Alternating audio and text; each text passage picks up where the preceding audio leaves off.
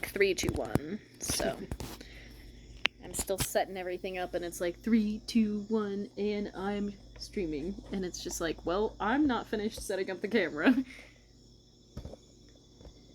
It's like, you gotta give me a minute here.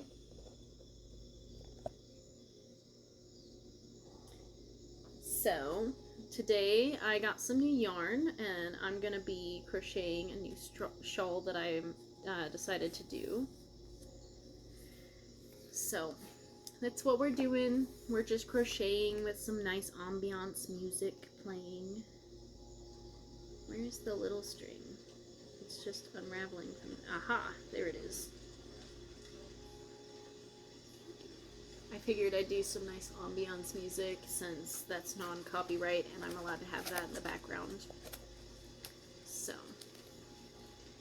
Yep. I got this really pretty purple that I'm going to be using for the beginning of the shawl, but I'm doing a lot of different colors. I've got this purple, I've got this blue, I've got this like teal green blue color I'm going to use, and I got this. And if you guys want to know what yarn this is, it is Soft and Shiny. I got it from Michael's today. They had a nice little sale going on. I have no idea what size this is. I think it might be a J or a K. So I'm not 100% sure on what size this is, but that's what we're doing. I'm using this one. It's kind of hard to see what exactly size it is. This is one of the crochet hooks that I made pretty with some clay and everything, so it's covering, unfortunately, what size I'm using. But I'm going to start with a little knot on there. I've never live streamed my crochet before, so please be gentle. It's still new, but I'm gonna do 4 single crochets for the loop. Or actually, let's go 5 just to make sure, because this one's supposed to be a little more lacy. And then slip into there. You're gonna slip stitch into it to make a nice little strong loop. Got a nice little loop you can fit about your thumb through. And then I'm going to chain 3 for my first half double crochet. Now, I don't like having these little stray areas, so I just normally tuck it in and weave it around the circle to make it a little bit easier. So I just tucked it in a little bit, and then it'll get incorporated into it. So normally I do 6 to 8 double crochet or half double crochets. Today I'm gonna do double crochets just because, like I said, it's gonna be a little more lacy, so I'm not doing any half double crochets this time. So I'm gonna do 8 double crochets first. So we got 1, that's the 3, and then we have our second double crochet, and then we have our third double crochet, and then we have our 4th double crochet, and then we have our 5th double crochet, and we have our 6th double crochet. And it does get a little crowded, but it's very easy to move it. You just stretch it down. That was number 5. So okay, will you let me have more yarn, please? Thank you. The skein doesn't want to give me the yarn. Alright. 5th double crochet, our 6th double crochet, our 7th double crochet. Oh, got stuck on the loop. There we go. And then our last 8th double crochet. So as you can see, it's come to a kind of a fine point where you have about half over here, and you're going to do 2 or 3, it depends on how big you're doing it. I'm doing 3 single crochets, and then you're going to do another 8 double crochets. So 1, 2, 3, 4, 5, 6, and then we gotta move it here a little bit because it's starting to get caught. We want to make sure that it's kind of even. 7, and then 8. So right now you've got your 8 double crochets on each side and your 3 single crochets in the center. So it kind of looks a little bit like a leaf or like a heart. That's what you're looking for. You want to have this part of the circle kind of flattened because it's not going to have anything to do with the rest of it. So you have your first row. This is your first row here. Wait, did I put an extra one in here? 1, 2, 3, 4, 5, 6, 7, 8. No, okay. It just looked like it because it was a little scrunched up on the other side. It's fine if it's a little stretched because it'll stretch over time and then it'll go more flat and you'll see the different kind of pattern that's coming out of it. Now, I don't have a specific pattern for how I do all of my rows and things like that. I normally just go with the flow as long as you follow like simple steps. So this one, like I said, I'm going to go a little more lacy with it, but we're going to do a triple, or I think it's a triple crochet. Yeah, so we're going to do a triple crochet for the next one, and you're just going to go in every circle. The only difference is you're going to go up 3 single crochets and flip it so that it's flipped around. And then you're going to go into this first loop right here and you're going to crochet. It'll look like you have 2 crochets on 1 crochet, but that's how you're getting the number to go up a little bit more and a little more comfortably. So you're going to do another double crochet, or no, sorry. You're going to do a triple crochet. So we actually need 3 single crochets, and then you're going to loop around twice, and you're going to go in and you're going to go 1 and 2. I think this is actually half triple crochet because you're not doing a full 3 crochet. So then you have it stretched a little bit, but it's supposed to look like that. And to keep our pattern going comfortably, you're going to do 1 single crochet and you're actually going to skip the next hole. So you're going to go skip this one and you've got your single crochet, you're going to loop over 3, you're going to go in, you're going to go loop it, you're going to go through these 2 loops, and then you're going to go through the 3 loops that are left on there. And then you have this kind of space that's going in here. You see how it's spaced out a little bit more, so it'll look a little more lacy. And then you're just going to do it again. You're going to put a loop in, got 1 single crochet, you're going to skip this next one, you're going to go into the second one, you're going to loop around twice, you're going to go in, you're going to pull your loop, you're going to go through 2, and then you're going to go through 3. And then you have another one.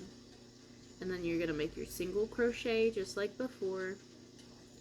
And then you're going to loop around, skip this one. And you're going to go into the second one. And you're going to do it again. Loop through 2, loop through 3, and then 1 more single crochet. And then you're getting close to this tip here. So you're going to loop again. You're going to go straight into this. You're not going to skip at this end. So you're in this last one right here before this corner, but we want to make sure that we put enough in the corner. So you're going to go into the corner one, you're going to loop through 2, you're going to loop through 3, and then you're going to make a single crochet. And what you're doing is you're going to double them up in the corners, in the edges here. So you have your one here, and then you're going to loop again with your single crochet already done, and you're going to go in 1 more time. You're going to loop through 2, pull through the last 3, and you're going to make another single crochet, but this is the center, so we're going to do 3. So you got 1 already, you got 2, and you got 3, and then you're going to repeat. Now it is pretty easy because it's supposed to mirror the other side. You can see that you did the 2 here, and then you still went into this one without skipping. So you're going to keep that same pattern that you just did on the other side. So we're going to do our 2 half triple crochets. You're going to loop through 2. You're going to loop through the 2 right here, and you're going to go through these 3 loops.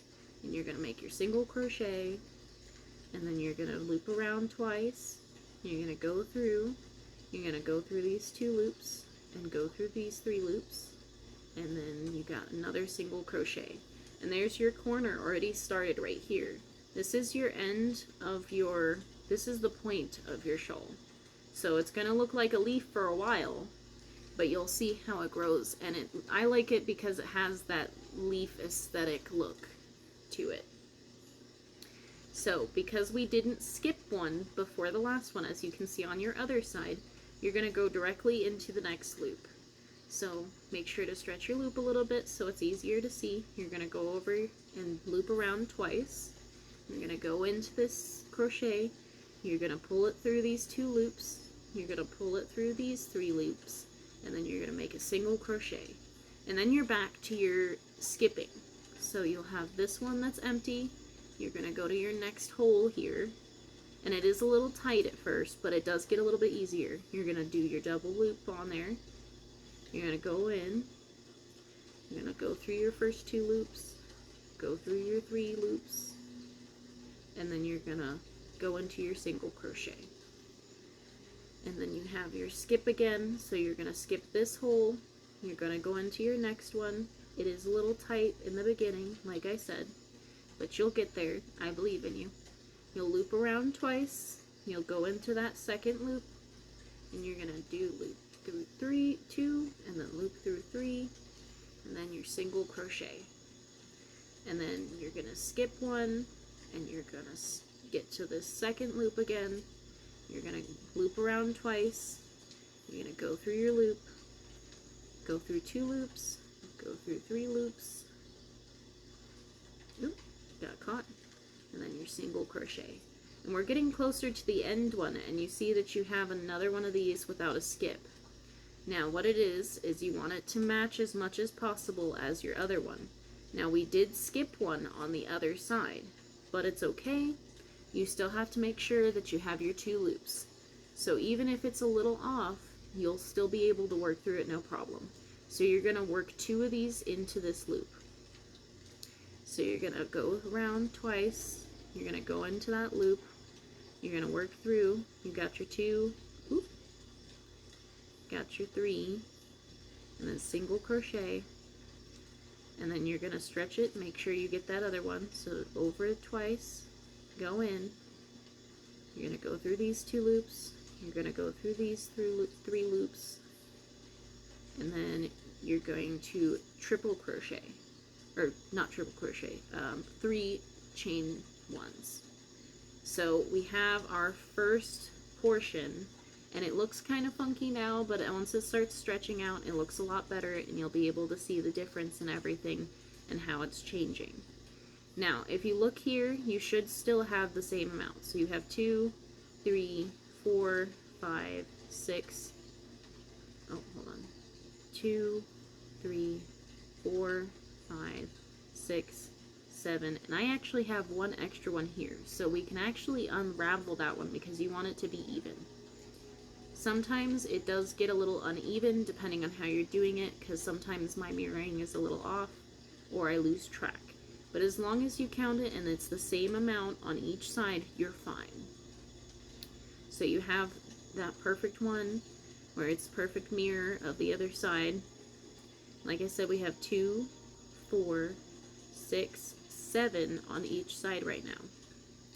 So even though we had 8 the last time, you technically can sometimes have 7 the other times when you have these long ones where they're skipping.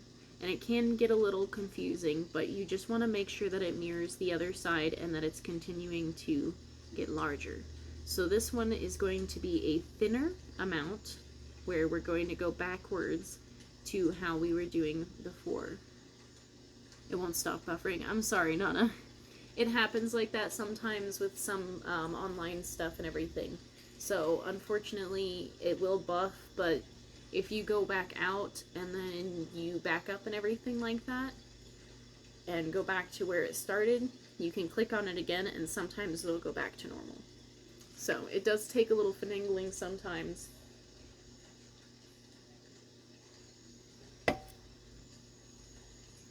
But now we're going to make a stronger center between this stretched out one.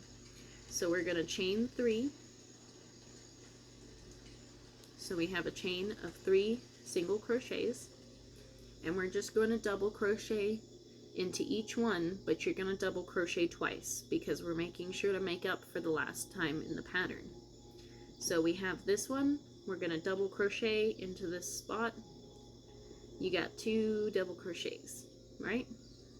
Then you're going to go to the next one and you'll do 2 double crochets.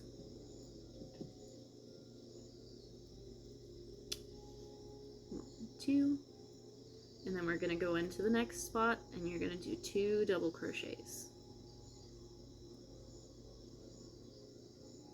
I am really bad at reading patterns and things like that, and sometimes I can forget what crochet I'm at, so some of these are going to sound a little weird and it's hard to explain them, but I'm doing this mostly just for live streaming and if you want to learn how to do it. But you're doing 2 double crochets in each one.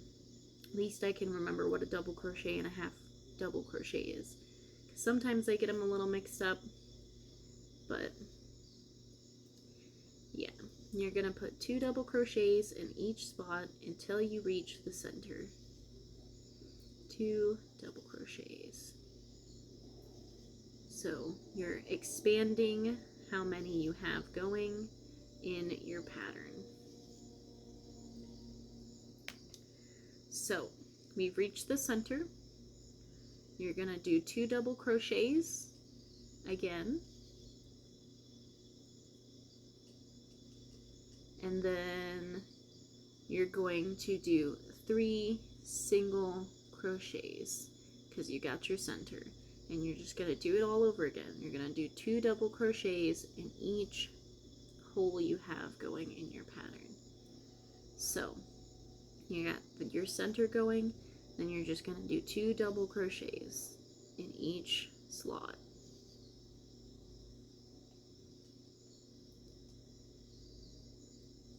I like this yarn, but it is a little difficult. It is getting caught every so often. But that's what one side looks like. And you're just doing the 2 double crochets in each spot.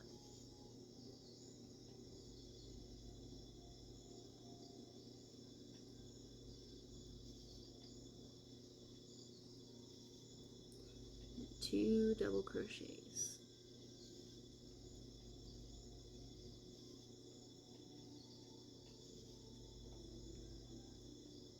And you're going to do that all the way to the end.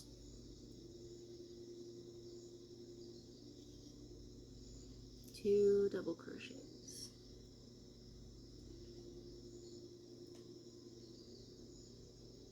I do like this one because it is a little leaf shaped, so I find it fun to do it. And we're getting close to the end, so I like to go back and on the first side that we started with, you're going to count. You got 2, 4, 6, 8, 10, 12, 14. So you want to make sure that you're keeping up with that 14. 2, 4, 6, 8, 10, 12. And so in this last one, you'll be good. You just got to put your other 2 double crochets.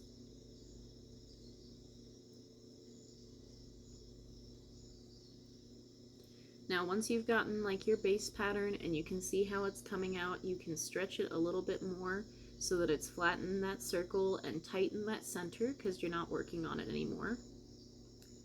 So you can nice and tighten that center and move it all about however you want.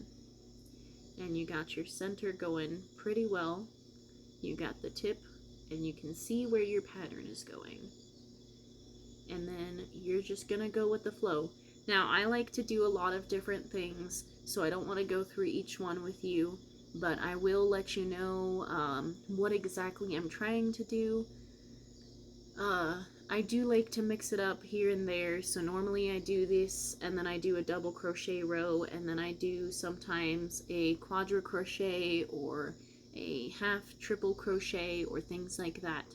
So the next one I am going to do a triple crochet, a full triple crochet. I believe the other one was a half triple crochet, but that's where you'll be making 2, 2, and 2 for all of the loops, and I'll make sure to show it on here so it makes a little more sense. But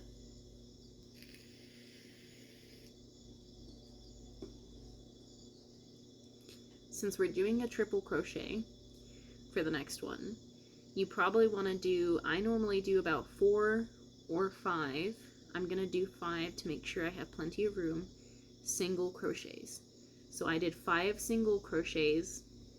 I know Gamma Ray, my Nana, she was asking about how I get these nice large loops. So you want to get 5 of the single crochets to start, and then you're going to do your triple crochet. So you're going to go around it 3 times, or 2 times. Go around your thing so you have 2 loops that you've looped over. So you have 3 loops technically in total on your crochet hook. And we're going to skip again. Now it is easier now that you have this peg pretty much here. You can go straight up, and that divides your 2 that you went through 2 for each time. So it's a little bit easier to see where you were at. You're going to go loop in 2, loop in 2, and loop in 2 once again. So now you've got a nice big loop. And because you did 5 over here at the beginning, you've got that 1 single crochet extra, so it has that stretch. And you're just going to do it again. You're going to single crochet, you're going to loop around 2, you're going to find where your peg was in the last part, and you got that nice larger hole. You're going to go in there, you're going to pull your thing through, you're going to swip through 2, swip through 2 again, and swip through 2. So technically you're going through 2 3 times. You're gonna single crochet again. Then you're gonna go again, wrap around 2, find your next peg so it's easier. You go in, and then you swip through 2, swip through 2, swip through 2, and single crochet. Now I do have a bad habit of tightly crocheting, so I'm trying to give myself some lax, where you're a little looser, you're letting it have a little more space, a little more yarn, and it makes it a lot more comfortable of a loop here. But you got your single crochet already. You're going to wrap around twice, you're going to find your peg again like you did before, you're going to loop into your peg, and then slip through 2, slip through 2, slip through 2 again, and single crochet. So now you got this nice large loop, nice and lacy, and looks nice. And gotta get more yarn. Gotta get more yarn. But you got your single crochet again, and then you got your 2 that you loop around, find your peg, you're gonna go in, slip through 2, slip through 2, slip through 2, and you're gonna do your single crochet again. You wrap around twice, find your peg, slip through 2, slip through 2, and slip through 2, and do your single crochet. And we're getting close, and now we're at the center again. So you want to make sure that you're definitely always doubling it up. So we're going to put 2 of these in here without skipping. So you got your 2 around. I'm going to go in to your center, slip through 2, slip through 2, and slip through 2, and then you're going to single crochet, and right next to it you're going to do it all over again. Slip in, slip through 2, slip through 2, and slip through 2. Now, before doing a single crochet, we're at the center, and these are your 2 pegs for in the center to make it multiply. So you're going to just do your chain 3 for the center again, and then you're going to do it and mirror it on the other side. And because you have all these pegs, you don't have to count it this time. It's a lot easier that way. But you still got to make sure that you're not skipping on the end. So We're going to do our 2 inside the center here, slip through 2, slip through 2, slip through 2, single crochet. I'm going to wrap around twice, slip through 2, slip through 2, and slip through 2, and do your single crochet. And now we're at the first peg. Now you want to make sure that you're mirroring it, so you did skip this one right here because we're back at the pegs. So just find where your peg is, and you've got the larger hole, and that's where you're going to put your next one. We're going to slip in there, slip through 2, slip through 2, and slip through 2 again, and single crochet. And now you've started on your next portion of the other half. So you've got your center and you've got your other half going. You're going to wrap around again, you're going to slip in there into your peg, you're going to slip in through 2, slip through 2, and slip through 2 again, and single crochet, and you're getting closer to finishing this row. I am going to do a color change, but I'm going to do it after I do my double crochet row. So we're going to go into our peg again, we're going to flip over 2, we're going to slip in, slip through 2, slip through 2, and slip through 2, and you're going to do your single crochet. Do it again, find your peg, slip through 2, slip through 2, and slip through 2, and you're going to chain 1. And look, we're almost finished with this row. So rope around twice, go in your peg again, slip through 2, slip through 2, slip through 2, single crochet, wrap around twice, go into your peg area, slip through 2, slip through 2, and slip through 2. And then you're gonna single crochet again. You got your last one where it's not going to be a skipping. So you go into this last 2 that you have, and you're gonna go into this hole that these 2 have created, and you're going to do your 2 again. You're going to slip through 2, slip through 2, and slip through 2. So now you have it looking like this. And you've got that row. Now we didn't have to double it up on these ends because of the way that it's formed. And you can see how technically you chained on the last one here, but this still places it in the same place. So it still looks like it's all one line, as you can see. But that was the one where you're finally starting to get more of a lacy look to it. And it does curl up a little bit at first, but it will go away over time once you've done some more expanding. So we're going to get some more, and I'm going to do my last row of double crochet on here, and my thing decided to vomit more yarn. It gave birth to a smaller skein. Now I'm looking about it, I might do one more expanded row, because I think I now want to do my quadra chain, I think is what it would be called. Instead of doing a triple crochet, we're going to do a half 4 crochet, a half quadra crochet, I think that's what you'd call it. And I might go up to a full quadra crochet, but sometimes it makes it a little too stretchy and too lacy, so we'll see how I feel. I don't know. All of my shawls I kind of just go with the flow so that they have kind of a special thing to them. But we're doing another double crochet roll, so you only need to crochet 3 single crochets, and you're just going to do doubles through each one of them again. So you did your double, you're going to do another 2 double crochets and do another 2 double crochets through each one of these little these larger spaces you've made. So this keeps it to multiply, keeps it stretching, keeps it getting larger, and it looks nice. It keeps everything kind of in place. It makes sure that you're always kind of on top of what you're trying to do.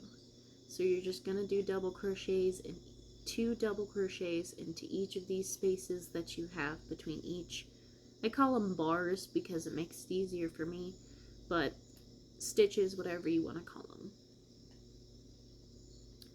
So you're just going to go into each one and do 2 double crochets until you reach the end, and then I'll show you where you're doing again.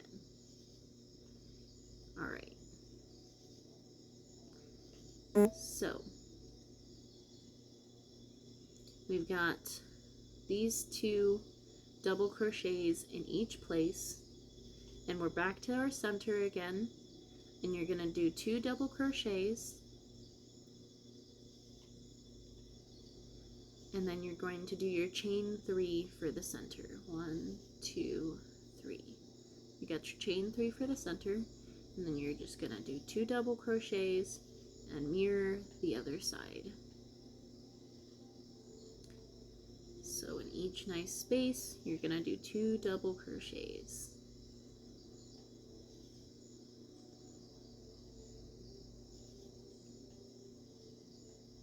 I know I go a little quicker with these. I actually crochet a lot faster than this most times, but I'm trying to make sure that you guys can see what I'm doing and try to explain a little bit about what I am doing in the video. But this is by no means me technically doing a teaching video. If I was doing a teaching video, I'd probably have to learn a little more of the lingo of which chains are what, and learn how to explain it a little bit easier. But if you can figure it out from watching and I can tell you how to do it, maybe it'll be a little bit easier. But we're going and doing our double crochets in each piece, between each little bar.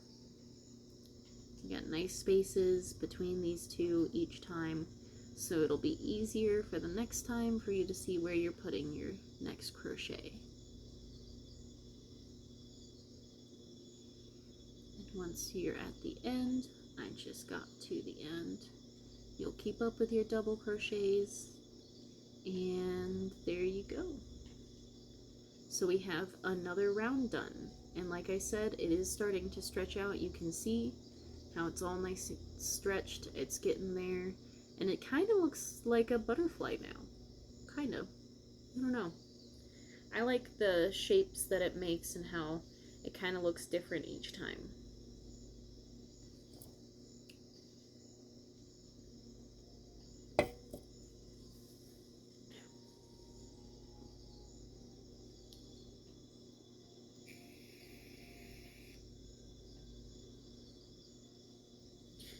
Now, as I mentioned, I'm going to do what I call a half quadra crochet. Now, I don't know if this is actually how it's supposed to be or how it's called, but we're going to crochet up 6 single crochets.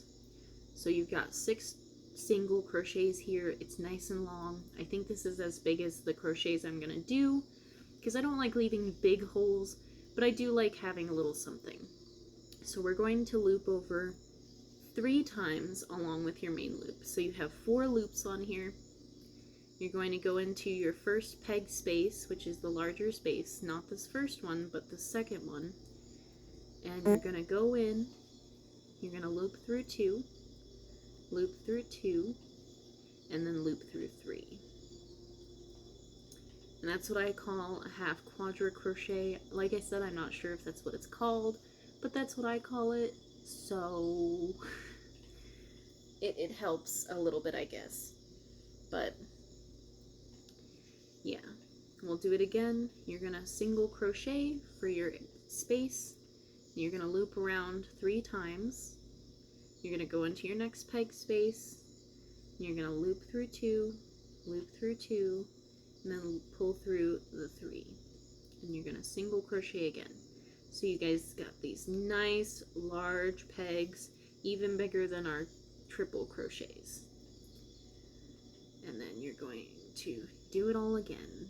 Loop around 3, go into your peg space between the 2, and you're gonna loop through 2, pull through 2, pull through 3. If it wants to pull through 3, pull through 3.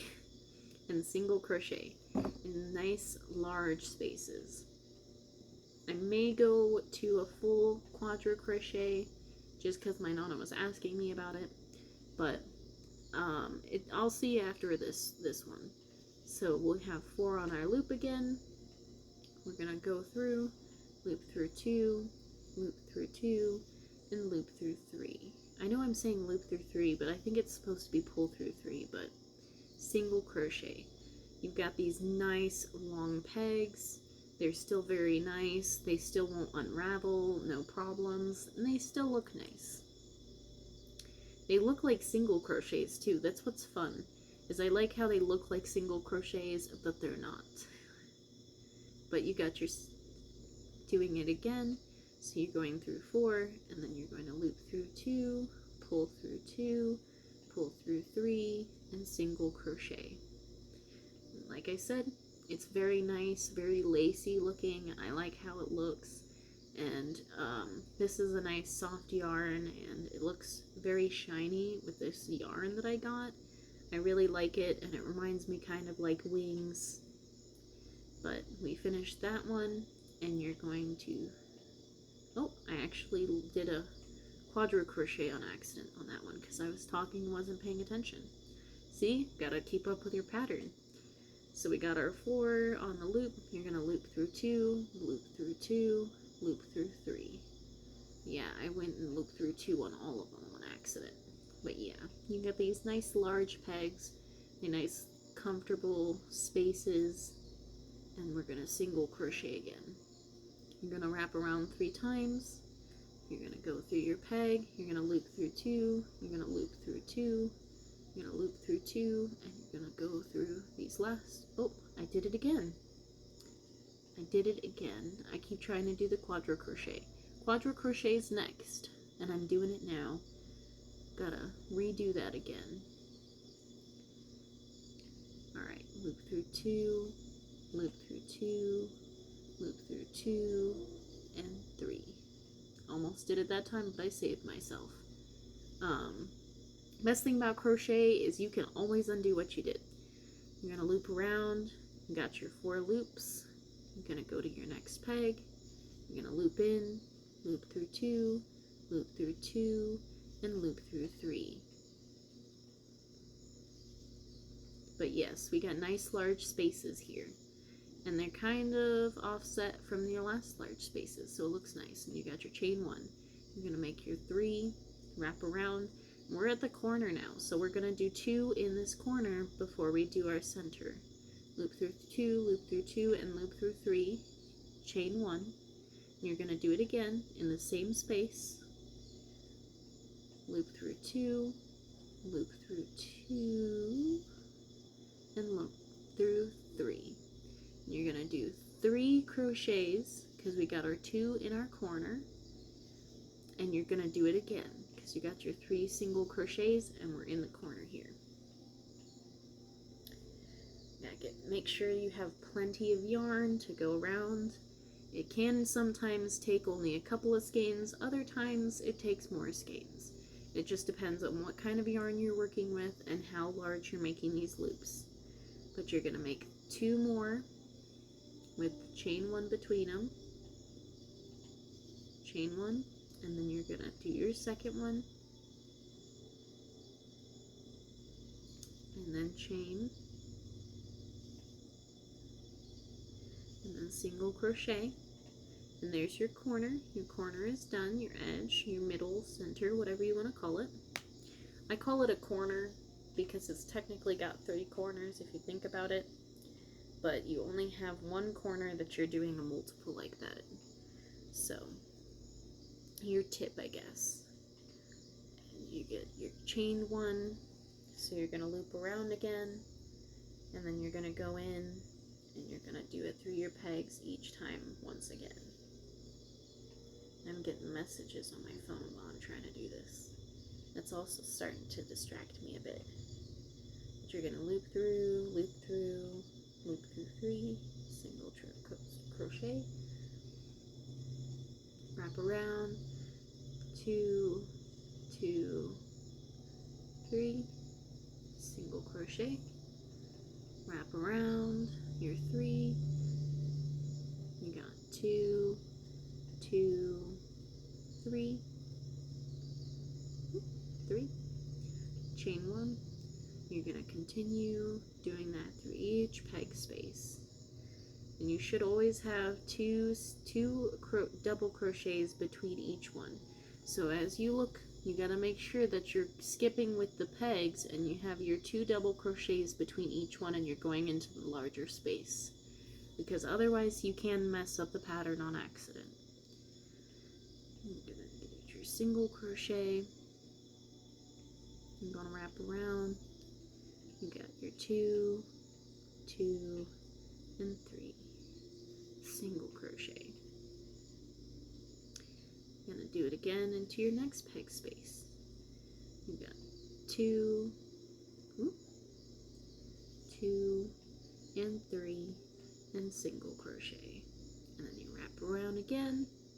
You're gonna do your 2, 2, and 3, and chain 1.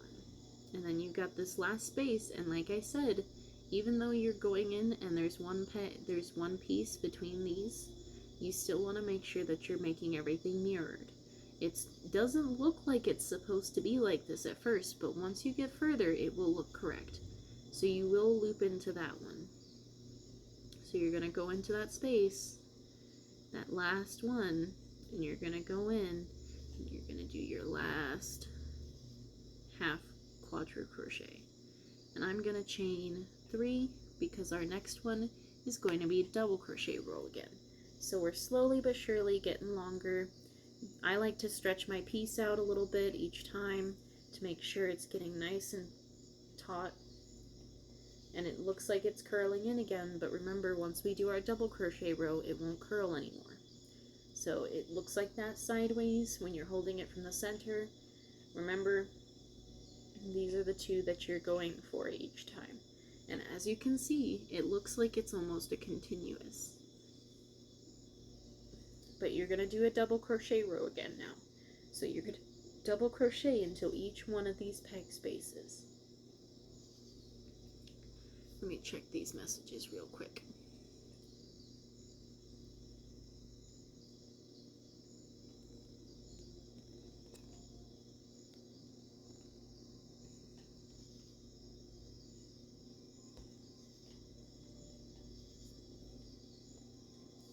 Alright. Now, like I said, we're doing a double crochet row.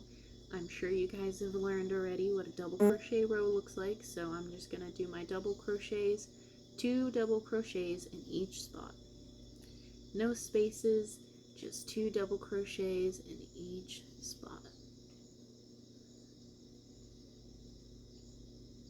And I try to be loose with them so that it's nice and loose and lacy. Sometimes certain ones will be a little more loose, but that's fine. It doesn't have to be perfect. The one thing I love about crochet is sometimes there are little mistakes, but I think that makes it significantly more personalized, and it just gives it character. So even if some of the loops are a little more loopy than the others, it looks fine. So you're just going to go in and do your double crochets through each and every space. 2 double crochets in each space.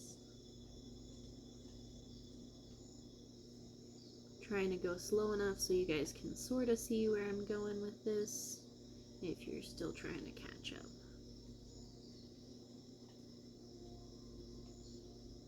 I know I do it a little quicker.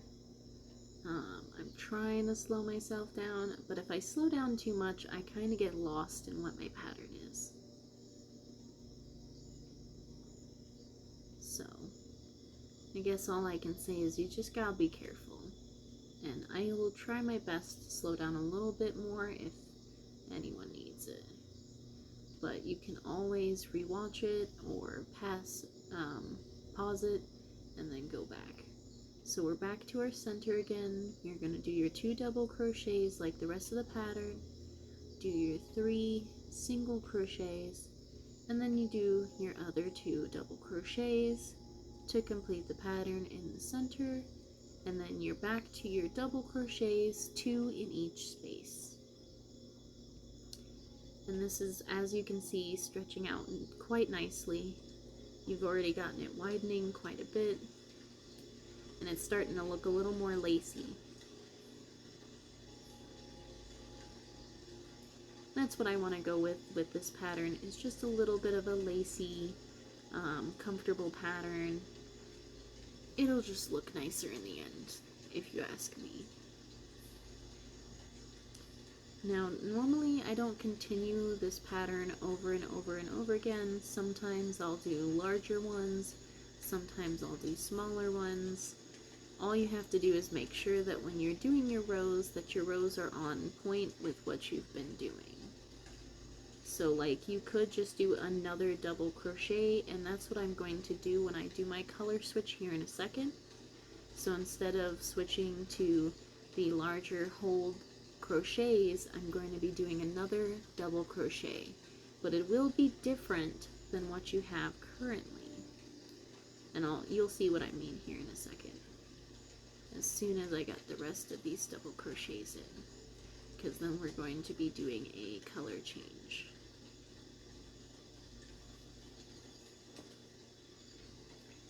Now I do have only one purple, two blues, and a teal color. So what I'm doing is, this one's purple for these rows, but then the next stripe is going to be a dark blue, and then we're going to do teal, and then we're going to do a lighter blue than the darker blue we used before. And that's how I plan to keep up with this one. So that's just the plan that I've done. I bought some yarn today, and that's what I've decided I'm going to do. So you've got your double crochet row, and it's nice and tight, and you can see you can stretch it out so it's a little bit better, and then you've got that going. So this is our first half right here, and we're going to, when I cut these, I try not to cut them back too far, because sometimes it can become a little hard to tie it off when you're switching out. So first I gotta find my scissors. I'm going to cut, I normally cut at least an inch away from where I've done my last loop. You see how you have your last loop where you normally would make a single crochet? Instead, you're just going to take that and you're going to slip it right through and make a little knot. I like to knot it a couple of times just to make sure that you get a nice tight knot so nothing comes undone from your pattern. So you got that nice little ending space, and that's where I've got it, my little knot. So I'm going to clean up my purple here so it's not in the way or running out or falling apart. You got that nicely wrapped, and then we're going to grab our next color. Now, I know some people do their color changes differently. I try to go with the simplest route. So what I normally do is I take this next color, I switch it in here, and I actually tie it with the other color. You got your two tie ends, and I just feed those through the knot so it all ties together nicely. And sometimes, just to be more secure, you can tie it one more time. I'm going to do that with this one because it is a little more softer, slippery yarn. I don't want it to come apart if I wash it or anything like that. And what's nice is, because this is a color that we'll be using, we can actually just lay it down with it, so when we're crocheting over it, it will nicely feed it into it and you'll never notice it's there. No tails to worry about sewing in later. So you're going to get your handy dandy crochet hook. You're going to come over here to this first loop that you started and ended with, and I'm just going to feed through, make a little loop. You're going to make sure your tails stay against the rest of your work, and you're just going to make little loops. 1, 2, and 3 single crochets. Now this one is going to be a double crochet row, but you have to make sure that you're multiplying your rows every time. So we're going to do 2 double crochets into this first one. These 3 count as 1 double crochet, so you're technically only doing 1 double crochet into this. So you're going to make your double crochet, and you have, there we go, your first beginning to your second row of different colors. And then you're just going to double crochet into every spot. There's no skips or anything. You're just going to do a double crochet into each one, just one. Because I'm going to start off with double crochet for this row. even though we ended with a double crochet, I like to do it with each color change so it feels more comfortable and it looks a little more natural. So you're just going to do a double crochet and try to hold down your tail there until it's fully incorporated into your work. And you got your double crochets going, you got your tail incorporated into your work, and then you can't even tell that the tail is there. Well, you kind of do, but it doesn't look as obvious. So you've got your tube to multiply it at the beginning, and then you're just double crocheting into each spot. So we're just going to double crochet into each space, continuing until you get to the center. Double crochet,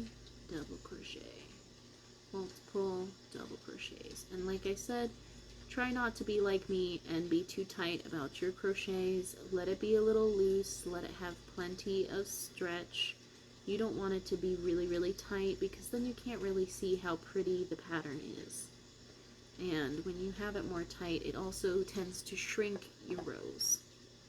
So you want to keep a nice loose crochet for all of your loops.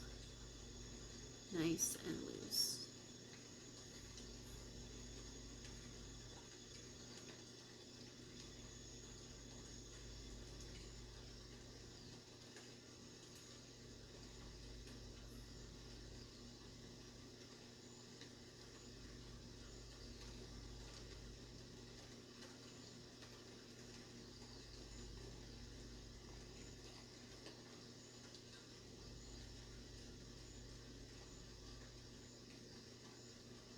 Alright, we're almost to the center. And here is the center. So we're back to the center, and like I was saying earlier, you're going to make sure that you put 2 double crochets in the center. You always want to have double in the center to make sure that it's widening enough. So you're going to put 2 double crochets. Oh, I dropped the crochet hook.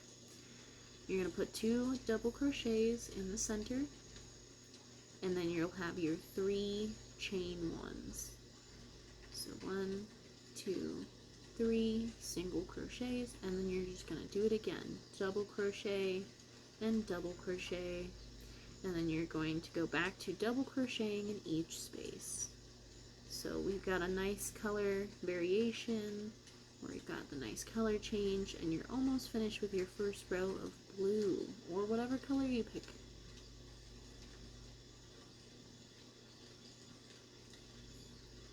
So just keep on keeping on.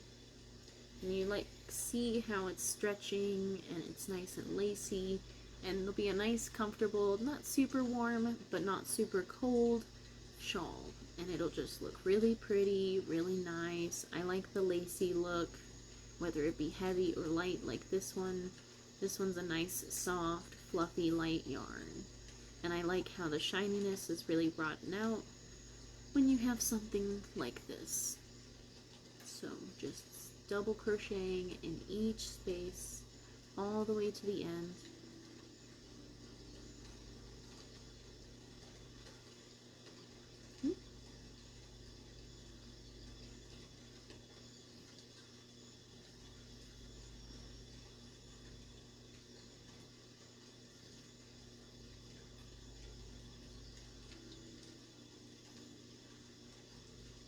But it really does bring out that shiny look. I don't know how well you guys can see the shine, but I'm seeing all of the shine from the light from that's next to me / behind me. It makes it very shiny, very pretty. I like it a lot.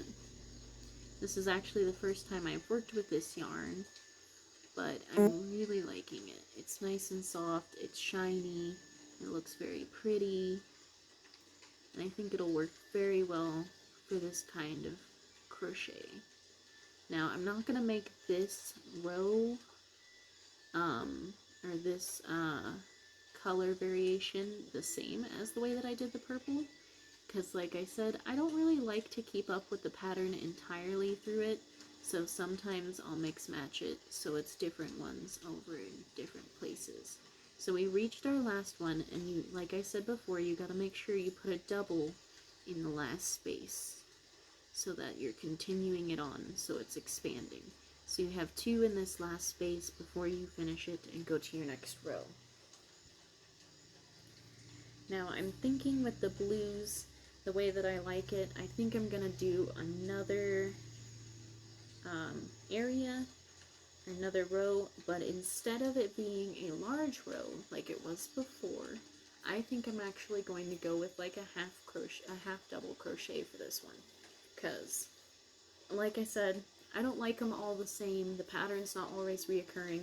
Now you can take the pattern that we did with the purple and you can just keep on doing that. It looks nice either way, but I like to be a little spontaneous, so I just kind of do what I feel like.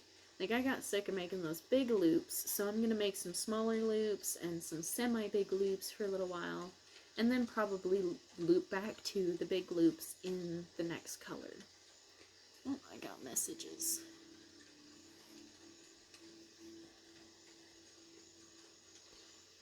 I'm getting all kinds of messages. Of course, I'm not very popular during the day, but as soon as I start streaming, people want to text me.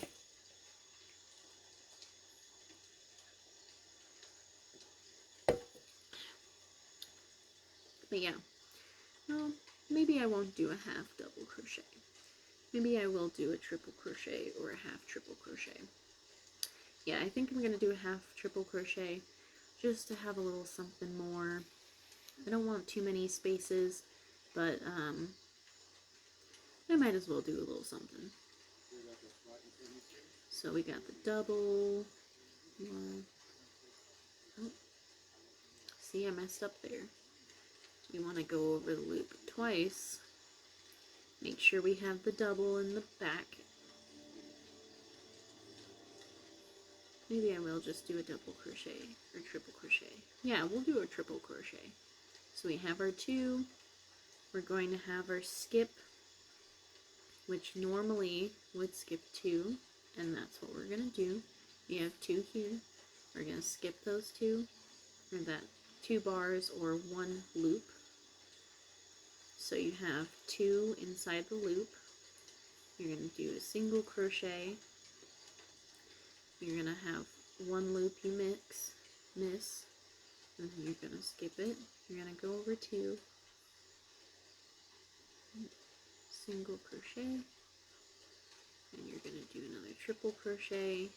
Make sure you make 1 skip of a loop or a spot. Make sure they're nice and loose so it looks nice and lacy. We've got this going right here. Nice bars, not too long, not too short. And then we're going to do it again. 2 over. We're going to skip this hole, go to this next hole, and do it again. Single crochet, loop over twice, skip a hole, go into the next one, and then we're going to go in. Single crochet, loop over twice, and do another triple crochet past this one, go into the second one, right here.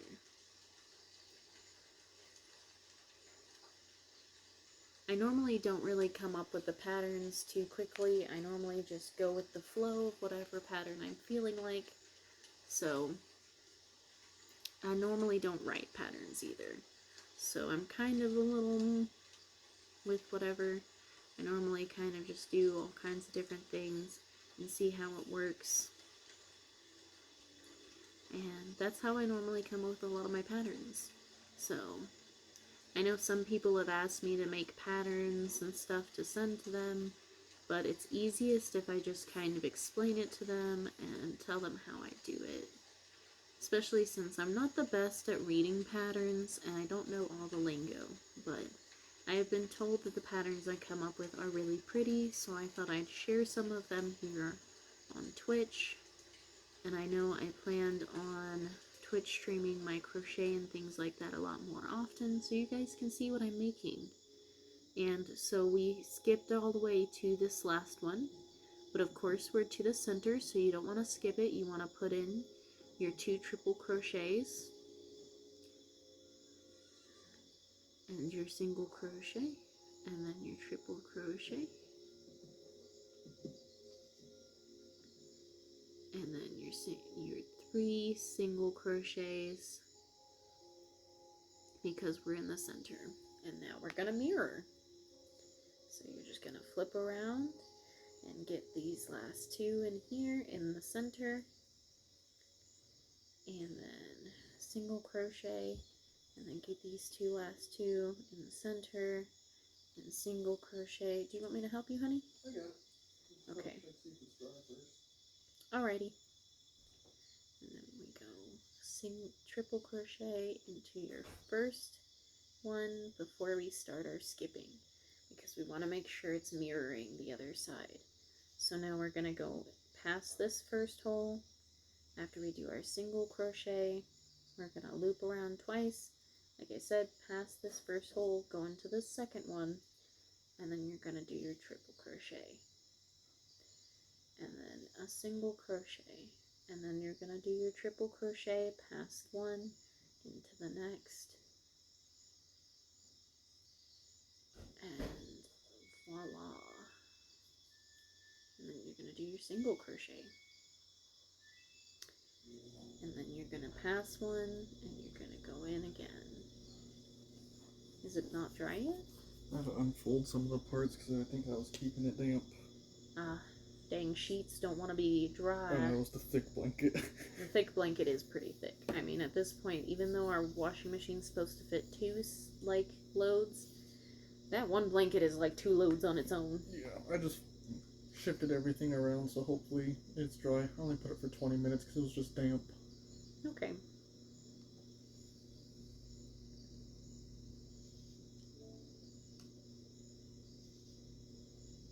But as you can see, I'm just going through and continuing this pattern that we started for this row. And you can do this pattern on any row you want. You can interchange it. I think what we'll do is this next row, I'll do another large chain to show you how to have large chains instead of having double crochets in between every single one. So I think it's more fun to just kind of mix it up a bit. You're going to skip into this last one, and even though you're on your last one, remember you have to make sure that you have 2 in each corner. So you're going to do another triple crochet right in that corner along with that other one that you have, and then you're going to do your next 4. I'm going to do 4 chains because we're going to do a half triple crochet for this next row. That way I can show you what it looks like having 2 large hole spaces on here. So not only will it be lacy like right here, you're going to have another lacy big loop on this next round.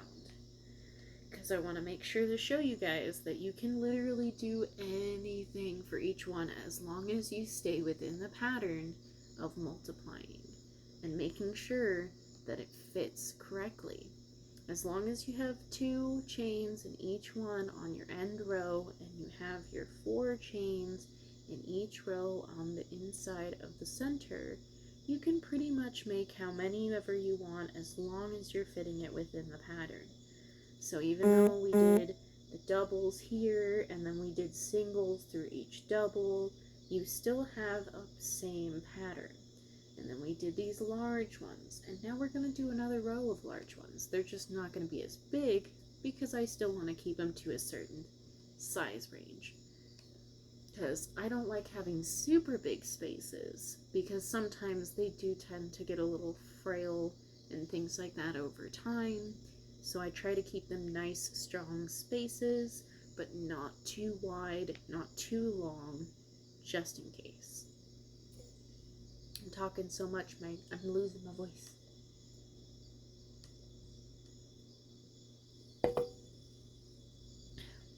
But I had to chain 4 single crochets. So we're going to do a half triple crochet. So it'll be just like your triple crochet where you loop over 2. You're going to go in that same hole to make sure you're multiplying it. but you're going to do 2 and then 3 for your half triple crochet. And then you're going to single crochet, and you're just going to do the same thing in each hole, just like what we did when we double crocheted. So you did your chain 1, you're going to loop over 2, you're going to go into your large space, and you're going to do that half triple crochet and chain 1, loop over 2, and then you're going to pull through 2, pull through 3, and you chain 1. And now you've got nice large loops on top of each other, as you can see. But these ones are just a little bit shorter than these triple crochets that we did. Crochets that we did. So we have our chain 1, and like I said, we're just going to go in each space because we're still keeping it up. Now if we had done double crochets, we would be doing double 2 in each hole, but we don't have to do that because we have our chain 1 in between each of these bars here, in between each of these chains. So as long as you're just keeping up with the width and things like that, you can change it up however you want. I think that's the best part about these, is they're simple and you can change them up, and you can have whatever kind of crazy pattern you can come up with as long as you're keeping up with the size. So that chain 1 pretty much takes the place of having 2 there. You can even do 2 of these tall ones next to each other instead of doing this chain 1. So say like you wanted to do 2 long ones in place. In fact, you know what? We'll just do that for the next row, because why not? I mean, why not? I like to do it very spontaneous. I think it gives each and every one of these shawls a little bit of character. I mean, you can't really recreate the same shawl because you're always going a little something different for each one, but they're still very similar in how you're doing it. So we're doing these ones so far though with this one. So we're doing our half triple crochets and then crochet 1. And you just got to do that in each one. So there's your half double crochet and your chain 1.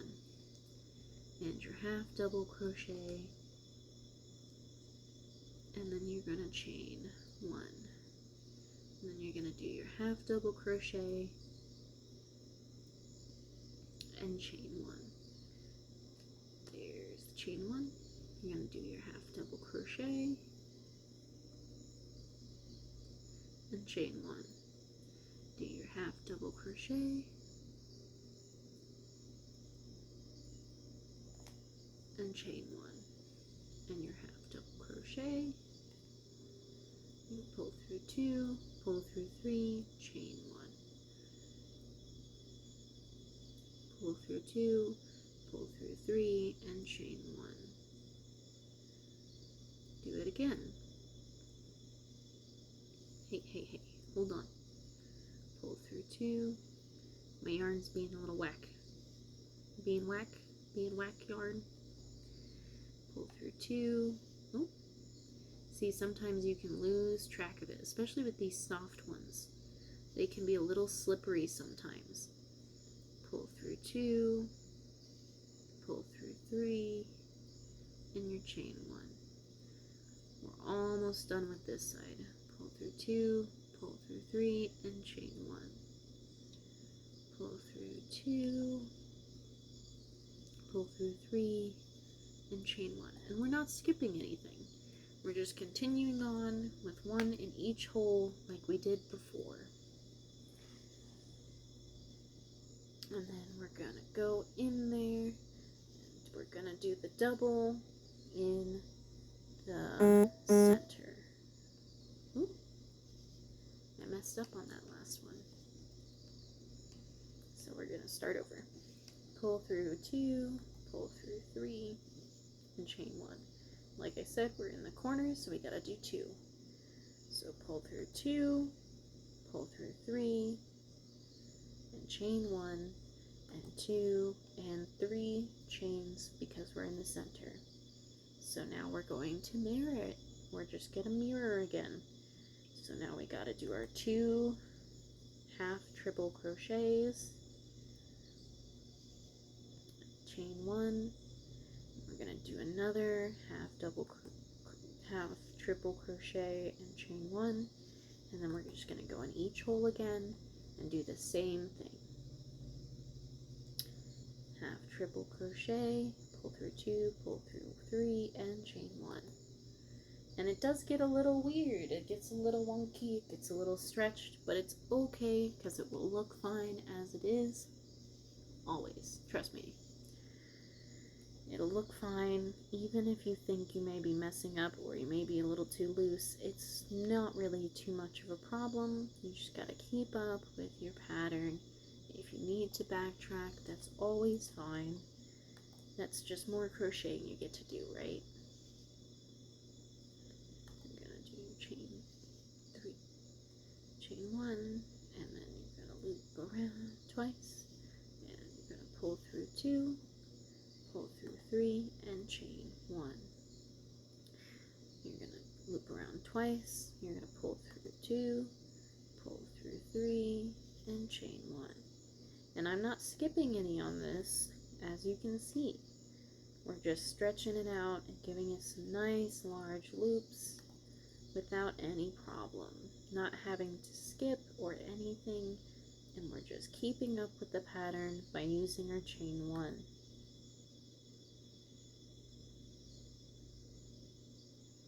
And that's all you've got to do for this whole thing. You can do 2s, or you can do chain 1s to replace one of the stitches.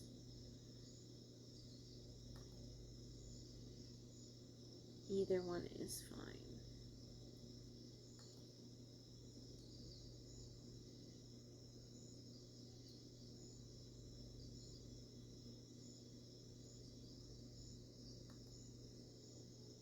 We're almost to the end.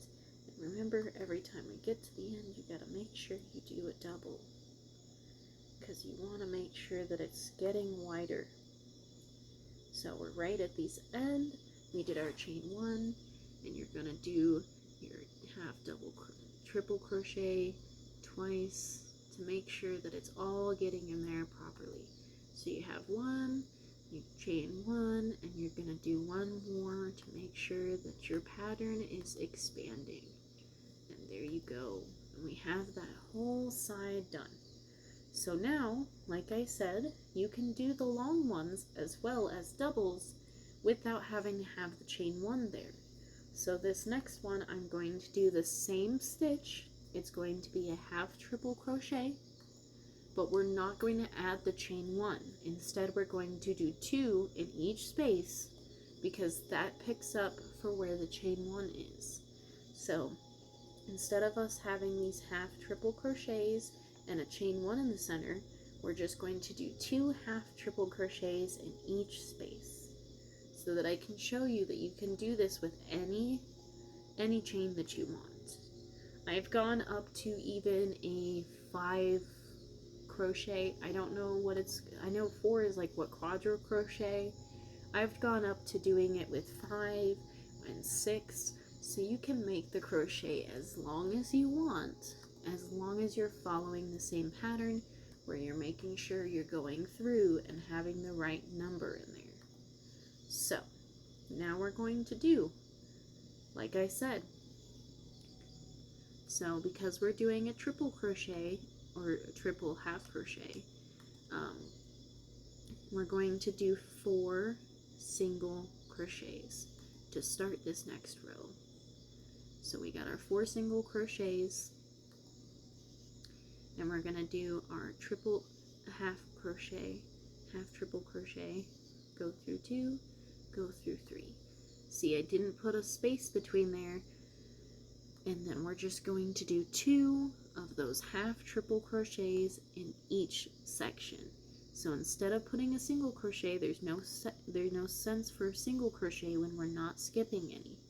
So we're going to put 2 of those half triple crochets in each space with no single crochets added.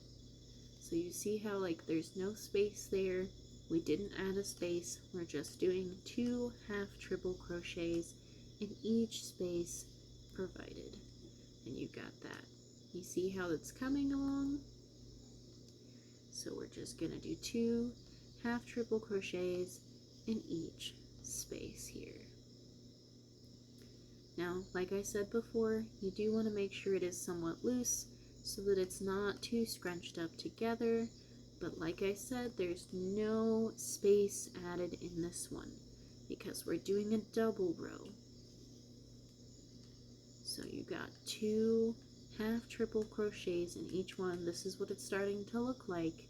It's nice and spaced out, but there's no space added here in between each chain. We're not adding a chain 1, we're just doing 2 in each space. The time before that we had the chain 1, but this is still keeping up with the pattern, as you can see. So you're going to continue doing your half triple crochets. You're going to do 2 in each space. Oop, I did a double crochet on accident. You're doing half triple crochets, but half triple crochets, that's what we're doing in each one. 2 in each space, because there's no need if you're keeping up with the pattern. So we're not skipping any, we're just doing 2 half triple crochets in each space. So 2, 2, so 3, there's 2 in that one, so we're going to do 2 more in this one, and you're just going to keep on doing that all the way through. Oh, I did a double crochet on accident again. You got to be careful. I kind of like start doing it autopilot and then forget I'm doing triple half crochets or half triple crochets. So you just got to keep up on yourself. Make sure you don't mess up. If you do though, you can always go back and unravel it to fix your problem. But we're doing 2 half triple crochets in each spot and keeping up the pattern of multiplying it and making sure it's all going together properly.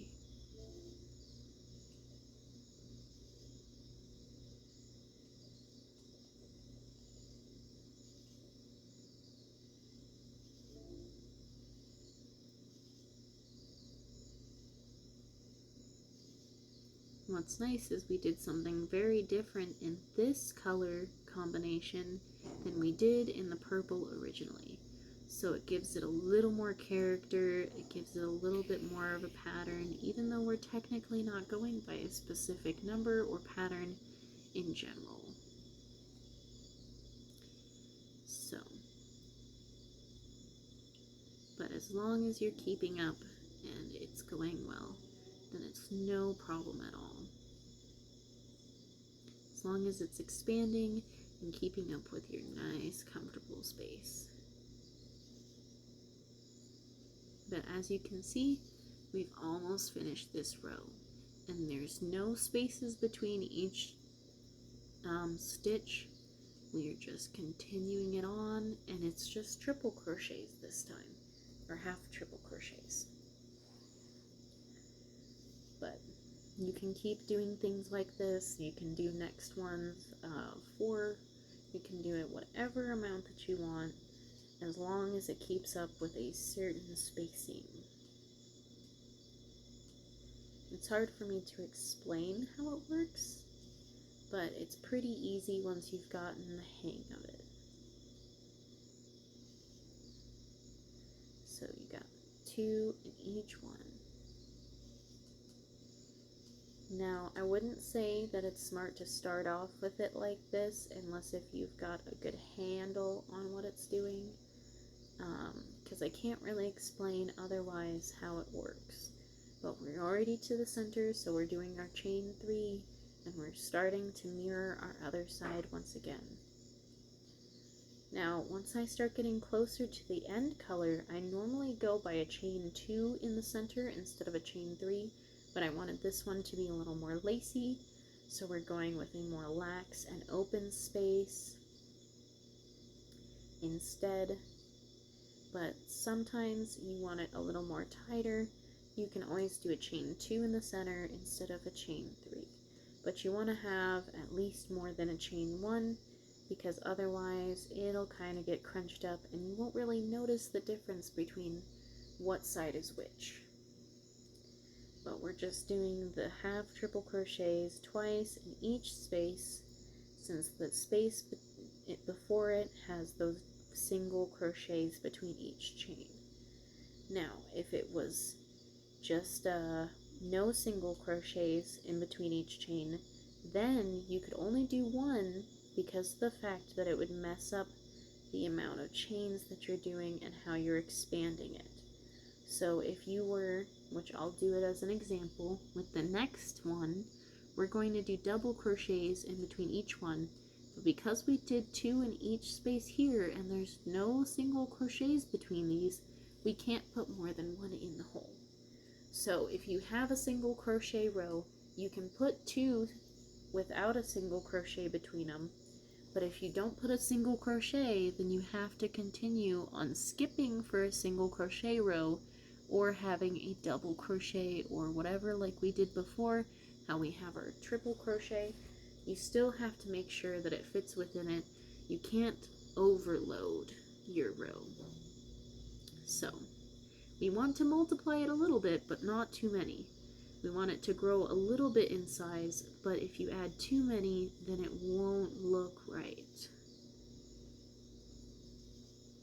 So the rule of thumb is if you have a row that has a space between each one, then you can put 2 crochets between them, but if it's just 1 crochet after another and there is no space, then you can only do 1 in each space. I hope that makes sense. But that's the best way to go about it. Like I said, it's kind of hard to understand at first, but once you've learned it and you kind of understand the pattern, it gets a little bit easier. I've been doing this pattern for a long time for my shawls, probably at least 6 years that I've been doing this shawl pattern and changing it periodically to give it more character. So I kind of learned what I can change and what I can't. And but that's what I love about this pattern, is you can change it up a little bit and give it a little more life, give it a little more laciness, give it a little more tightness, like whatever you want to do with it. And you can do this with any size yarn, any size hook. It's really up to you as long as you keep to this pattern. Like I've done this with larger and smaller sized yarn. I've done it with thin string and such as well, and made very, very lacy ones, and they still all work around the same premise. So as long as you keep up with the pattern correctly, you really have no problem. See, I'm doing them a little too tight because I wasn't paying attention, so some of these are going to be a little tighter, but it's still fixable with the next row, as long as I loosen it up a bit more as we're going. So yeah, try to keep your chains a little loose. I have a very hard time with keeping them loose, so I really have to pay attention to make sure that I'm not doing too tight of a chain. Because with something like this, you don't want a super tight chain. You want a nice loose feeling chain, and you want it to look very lacy and things like that. So you want to make sure you're doing it loose enough. It should slip through the loops very easily. If it's not, just loosen your grip a little bit and kind of widen the loops as you're doing it to give it a little more freedom. Sometimes I do it a little too much as well, so you'll see sometimes they slip off the hook and things like that.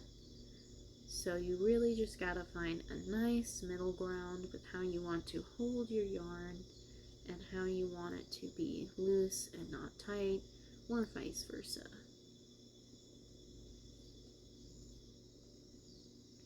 I know for things like shirts and other things like that, I like to do a tight crochet.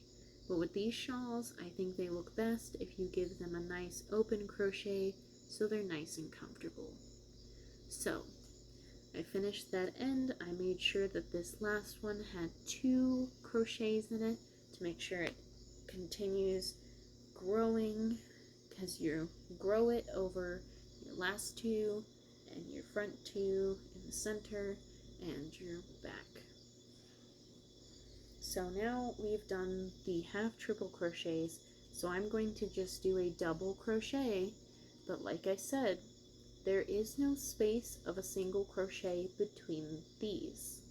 So because we don't have that single crochet, you can only put one crochet in each hole minus your beginning.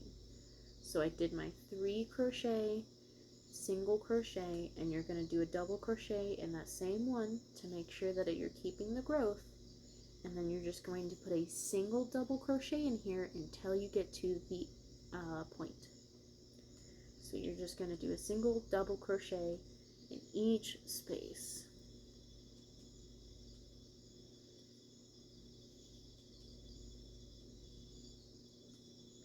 Like I said, make sure it's nice and loose so it doesn't cause trouble for the rest of your crochet.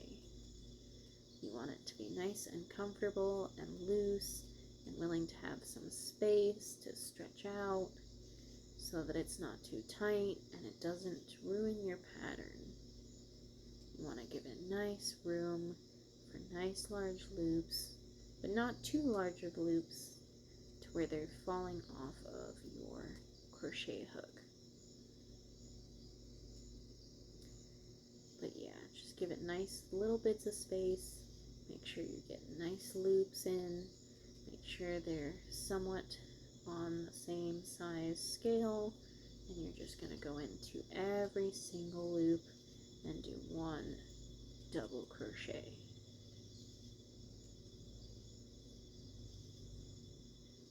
And as you can see, it's still fitting within our pattern, and it's still doing comfortably with the rest of the pattern that we have going, even if it is a little different. So really, as long as you're keeping to a certain, like I said, if there's a space with a single crochet, you can put 2 in there, or you continue with doing single crochets and doing 1, or you have your 1 crochet with no single crochet between them, then you can only keep it to 1 in each whole space, because you don't want to overload your stitches, and you don't want it to multiply too much, because then it's just not sized properly. So, but yeah, we're just doing double crochets in each space, nice and comfortably, not too large, not too small, and continuing our nice comfortable pattern. And now we're down to the tip where we are here, and we want to do 2 double crochets to continue it, having that adage so that it becomes larger. And I'm going to do just 2 single crochets to tighten it up just a bit in the end, because now I want the end to tighten up a little bit. You don't have to do this. You can continue doing the 3 single crochets each time, but I don't like the ending to be too loose, and I'm starting to think I don't like how loose these are. So I'm doing only 2 single crochets, doing my 2 double crochets, and then you're going to just keep doing 1 double crochet into each space after that.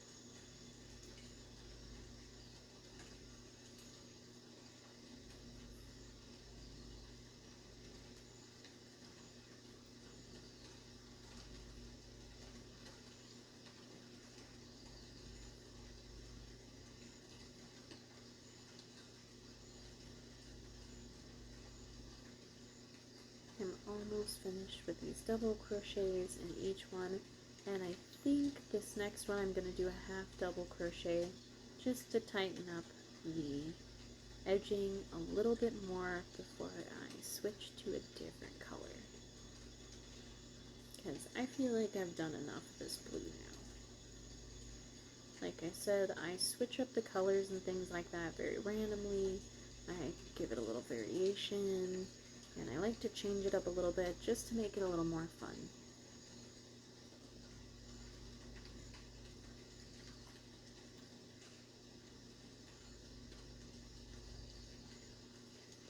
So there's no set amount of rows that I do for each color. There's no set amount of rows that I do for each shawl. I just do it until I feel like it's done, and I just change up the pattern periodically to give it character and to make it look nice and beautiful on its own, and it's different for each shawl. It makes it a little more fun, it makes it a little bit more easy. We're at the end, so we're going to do 2 double crochets, and there we go. So now, this is the size that we have so far. It's not a huge one so far, but we're slowly getting there. And like I said, I'm going to do one more row of blue, and then I'm going to change. Hi, Winter Miser. It's very nice to see you. Thank you for stopping by. I'm just doing a quick shawl. We probably won't be finishing it tonight, but we will be getting further and further as we go. So this is how our colors and our combination of pattern is going to be so far. Sorry if you came in a little bit earlier and I didn't notice. I've been kind of concentrating on what I'm doing right now, so I try to keep up with chat though as much as possible. So if there's any questions or concerns, people can let me know. So we're gonna do half double crochet for this next one. I normally do 3 chains just to make sure it's nice and comfortable for it, but we're just gonna do a half double crochet.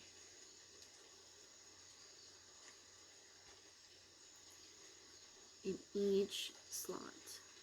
And this half double crochet will nicely tighten anything that's a little too loose. It'll make sure that everything's still compact.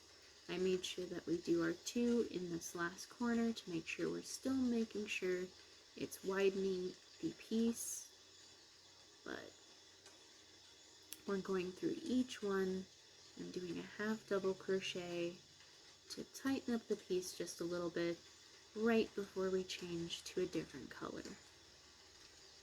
So the next color is going to be a nice teal color. It's going to go well with this blue and the other blue that we have set up, and we're slowly but surely getting to where the end of this shawl is going to be. Now I do plan on this shawl being a little bit larger, so we might end up having multiple of the same color, but in a different pattern. I'm not sure yet. We'll just have to see when we get there. Like I said, I think it gives it more character if they're not all the same, if they have a little bit of something going everywhere. I think it gives it a different feeling and gives each shawl a little more character.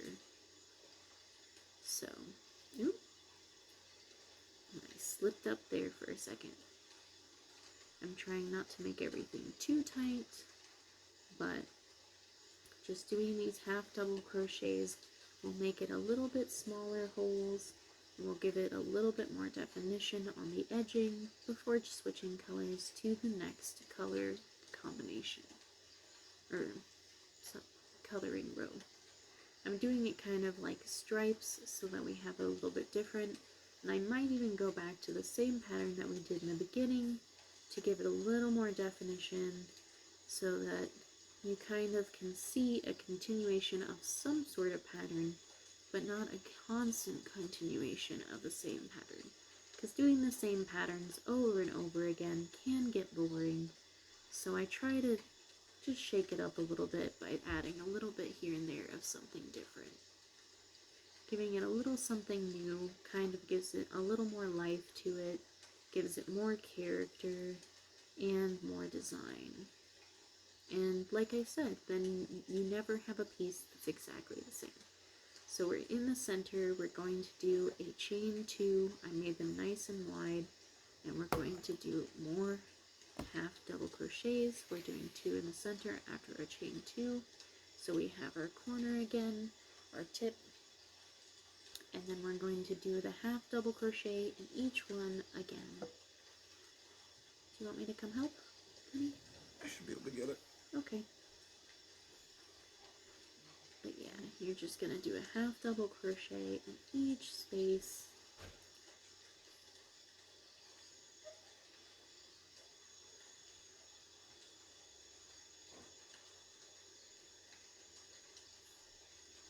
To give it more definition. And then after we finish this on the edge, we're going to add a different color and go on to the next.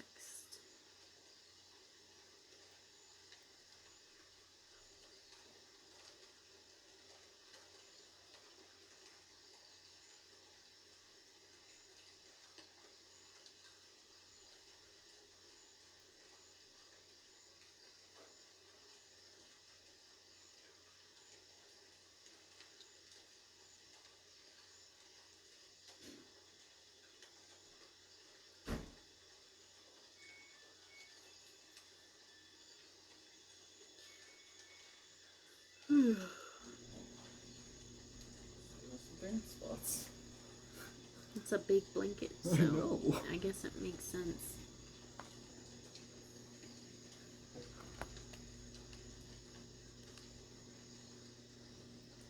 The person's name is Winter Miser, and it just reminds me of that old movie. I'm Mr. Sun Miser, I'm Mr. I can't remember the rest of it. I just remember that, and he's like, I'm Mr. Sun Miser. I messed up a little bit, so we lost track. But back on track we go. Yay.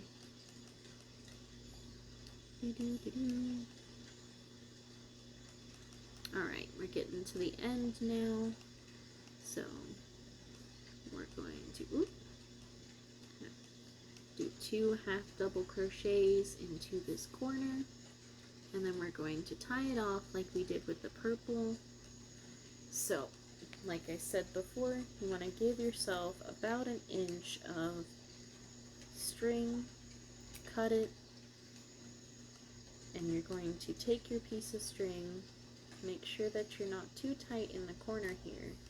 I did make mine a little bit tighter in this corner, but it's okay because we can always fix that. You're going to pull it through like you're doing a single crochet, but you're just knotting it. I use my crochet hook because it makes it a little bit easier to make a knot, but you're just gonna, what was that? The game. Is that your game? Oh, okay. I was like, huh? It's like I was listening to rain and then I'm hearing beeps.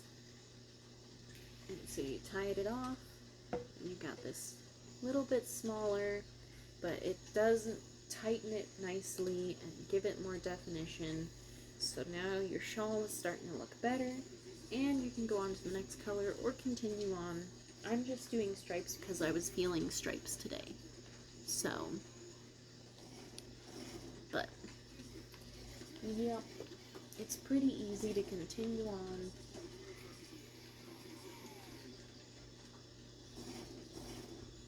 From here. So I'm going to wrap up my blue, put that to the side, and as you can see, we used a lot more blue than we used purple so far, with the purple being in the center as it is. So you can kind of see how we used more yarn in the blue. It will use up more yarn for each size because it is getting wider and it is getting longer. So you are doing a lot more chains in each one, even if it feels like you're doing the same old thing over and over again. And that's why I like to add a little more going around and going about it, because it gives it a little more life and it's a little less boring. But as long as you keep up with the pattern and make sure that you're doing the right number and continuing to make sure you're doubling on the ends, you'll always be fine. And remember, the center always has two or three chains and then 2 again to make your point, and the ends always have 2 crochets of whatever size crochet that you're doing.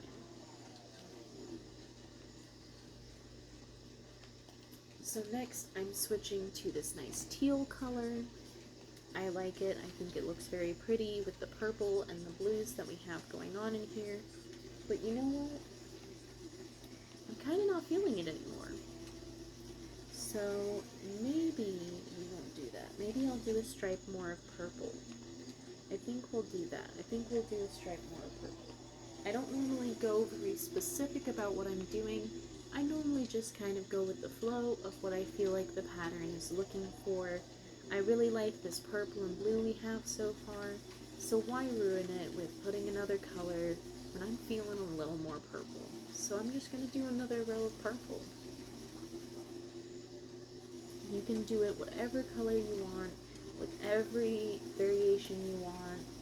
You can have as many stripes as you want. You could change the color every single row if you wanted. It really doesn't matter. It's completely up to you.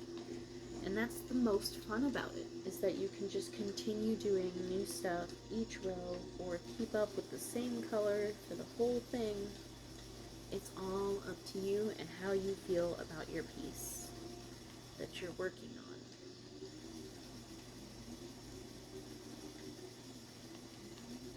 I am starting to finally get tired though.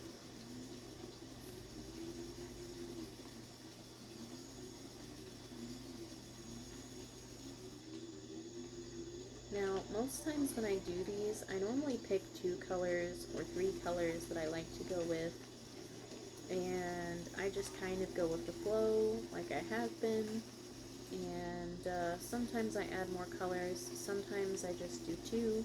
When I do 2 colors, most times it only takes about 2 skeins, but for this row we're going to start with the purple like I did, and I'm doing 2 double crochets in the corner so we can make sure that it's going up in size, and then we're just going to do a single double crochet in each chain. So in each space you're just going to do 1 single double crochet so that we can start giving it that more larger crochet size. And like I said, I'm doing nice loose double crochets to make sure that it's getting the right spacing that it needs, and so it's not too tight.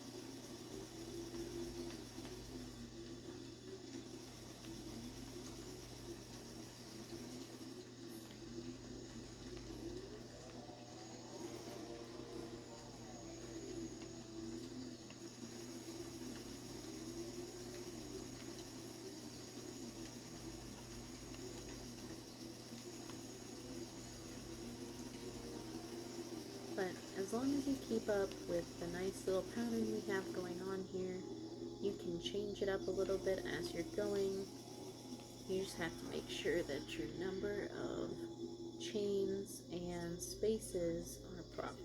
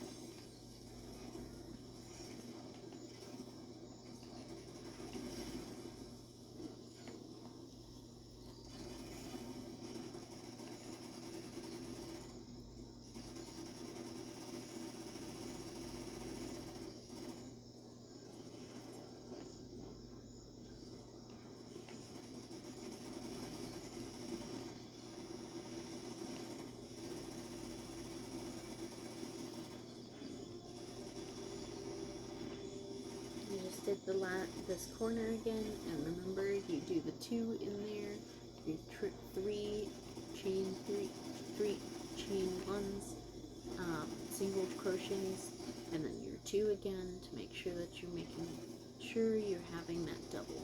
So technically each one you're adding 4 new chains to each row, because you'll be adding an extra chain for each edge and then 2 extra chains in the center in your point. So I'm just doing double crochets simply for each piece or each hole you have to make sure that you're getting it nice and even, mirroring the other side all the way back to the end, where we'll start my next row.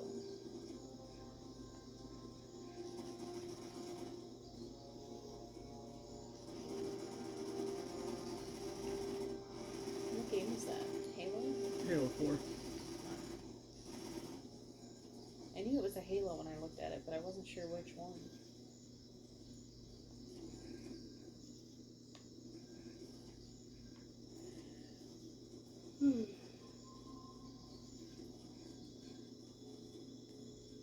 It's getting neat. And we just got these nice little animal noises playing. It's making me sleepy.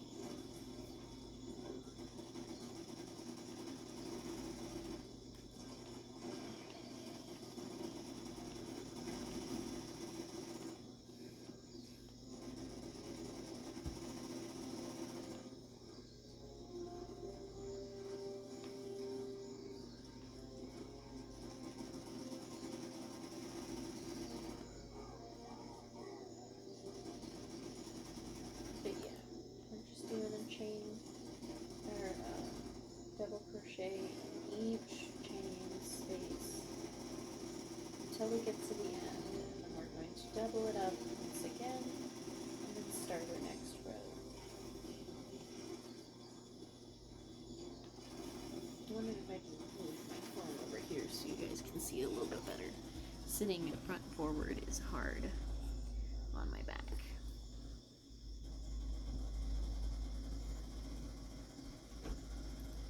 Can you guys see it all right? I think you can. But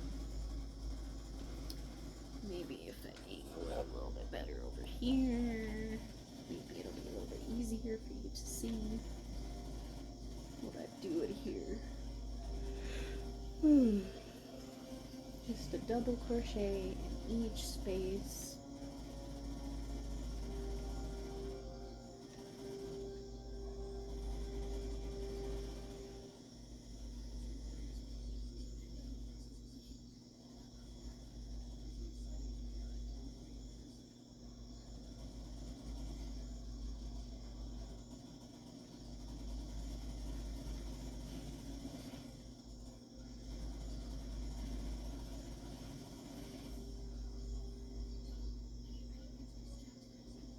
But this is nice, shiny, and soft fabric yarn, so it'll be a very nice, comfy, and probably pretty warm shawl, because I mean it's keeping my lap pretty warm.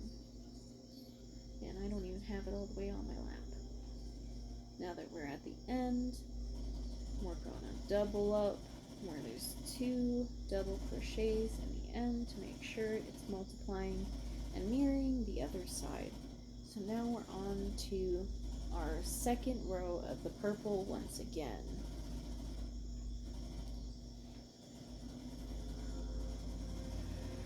Now we haven't done a large space one again in a while, so I think our next one will be the large ones and the double spaced large ones. So we're going to be doing a single space between them again.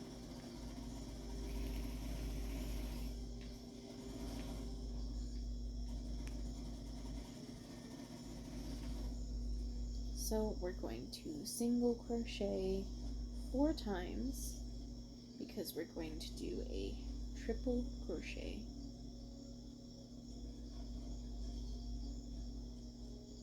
Gotta make sure that we have our triple crochet extra in the end go. We got our 2 triple crochets, and because we're doing our triple crochets with a chain 1, we're going to be skipping the first space and going to the second one. So you're going to triple crochet in every other space all the way till the end. Once we get to the end, we'll see where we're at and choose what to do from there.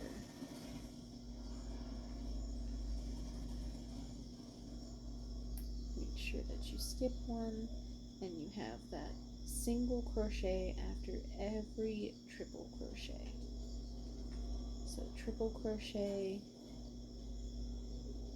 come on, triple crochet, chain 1, you're going to get the triple crochet ready and you're going to skip this hole and go on to the next, and you're going to triple crochet it and single crochet, single crochet, and then skip one and triple crochet into that next one all the way to the end. And the reason why we're skipping one is because we have that single crochet that takes place of the one we are skipping. We want to make sure we give it plenty of space so that there's no issues, and continue onward. So chain 1, then do triple crochet and skip 1. Remember, skip 1 every time, otherwise it'll mess up your pattern. And if you ever get lost with if we've missed one or not, you can always go back and count how many you have before you mirror it on the other side.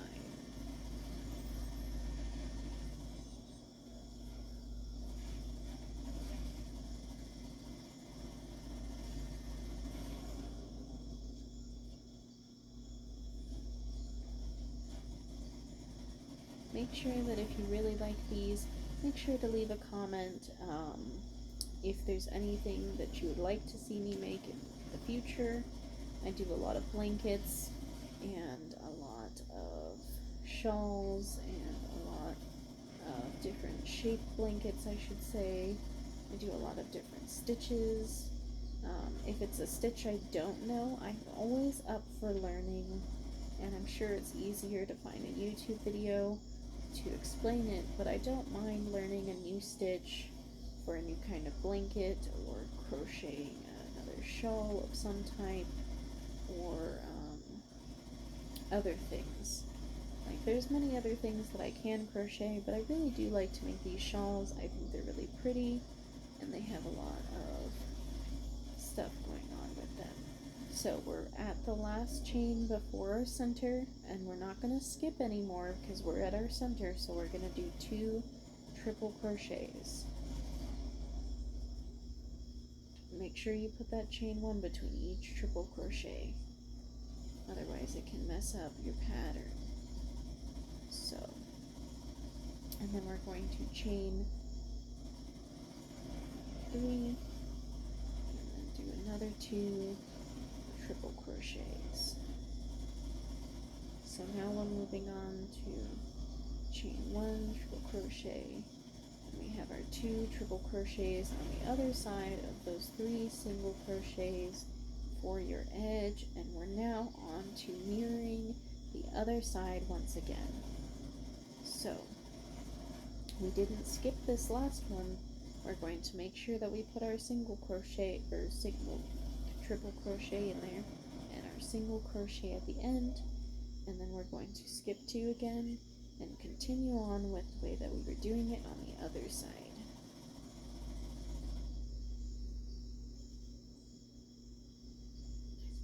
So I'm sorry if I'm a little quick and it's hard to keep up with, but I'm trying my best to explain it the easiest that I can. Like I said, I'm not the best with crochet lingo or anything like that. I try my best to do with what I know, and I'm slowly but surely learning more things, most times I just crochet in a way that is comfortable for me and teach myself new patterns. So it may not always make perfect sense, but I'm sure if you follow along, you'll be able to figure it out pretty easily. Hello, Dark Moon Clover. How are you doing tonight? Or whatever time it is for you. It's nighttime for me. I just saw that you had messaged, so I apologize if it's a little late because I've been focusing on my stitches.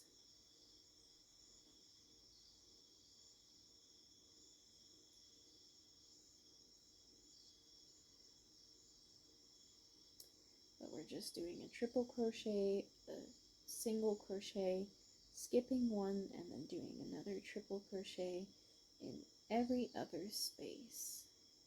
So, it's a nightmare for me, and you answered right away. Well, I'm glad that I was able to keep up with you. If I see it pop up, I try my best to answer. Why is it a nightmare? Is it a bad day? I hope your day gets better, or your night, either one. Hopefully you can sit back and relax and crochet with me, or watch me crochet if that's what you want to do. But hopefully your day or night, whichever it is, gets better.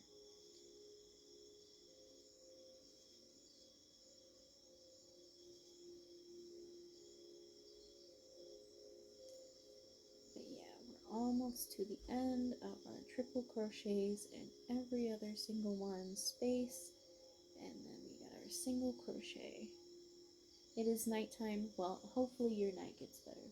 What, my love? Did you still want those other 2 blankets underneath the fitted sheet? We don't have to do that this time. We're finally on the bed, so. Okay, just checking before I put it all together. I appreciate you doing the laundry and getting the bed sheets ready. Where was I at? I gotta skip another one. Oh, it's a nightmare. I thought it was saying that you were having a bad day. Well, I hope you're having a good night then.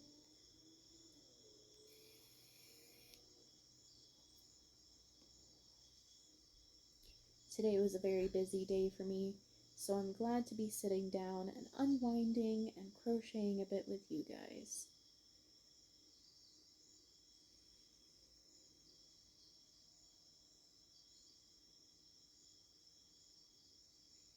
My husband does have work tomorrow, so we'll probably be laying down and I'll probably be continuing my crochet for a while. But I will have to get off eventually. But I will be on for a little bit longer. I know I normally do gameplay, but I do a lot of crochet and things like that in my free time. So we're at the end again, and now we've got our double crochet, our two triple crochet in our ending to make sure that it's still going. Pretty good. I finally won the bedtime battle with my daughter. Well, I'm glad that you finally won the bedtime battle with her. I do not have any kids of my own, but I was a nanny and a babysitter for a very long time, so I can definitely understand how hard that can be sometimes with kiddos. So I hope that you're having a nice, relaxing evening now that they've winded down and gone to bed. I hope they have sweet dreams so they don't get up.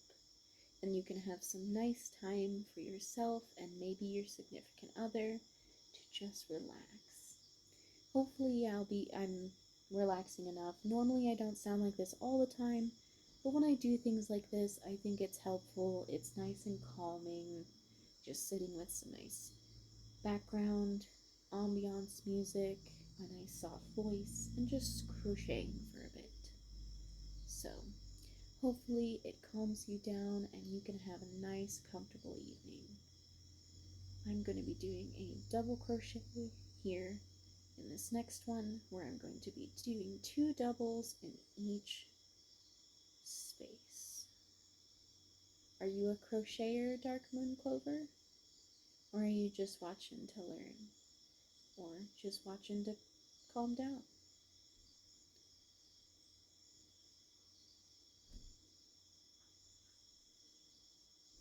There we go.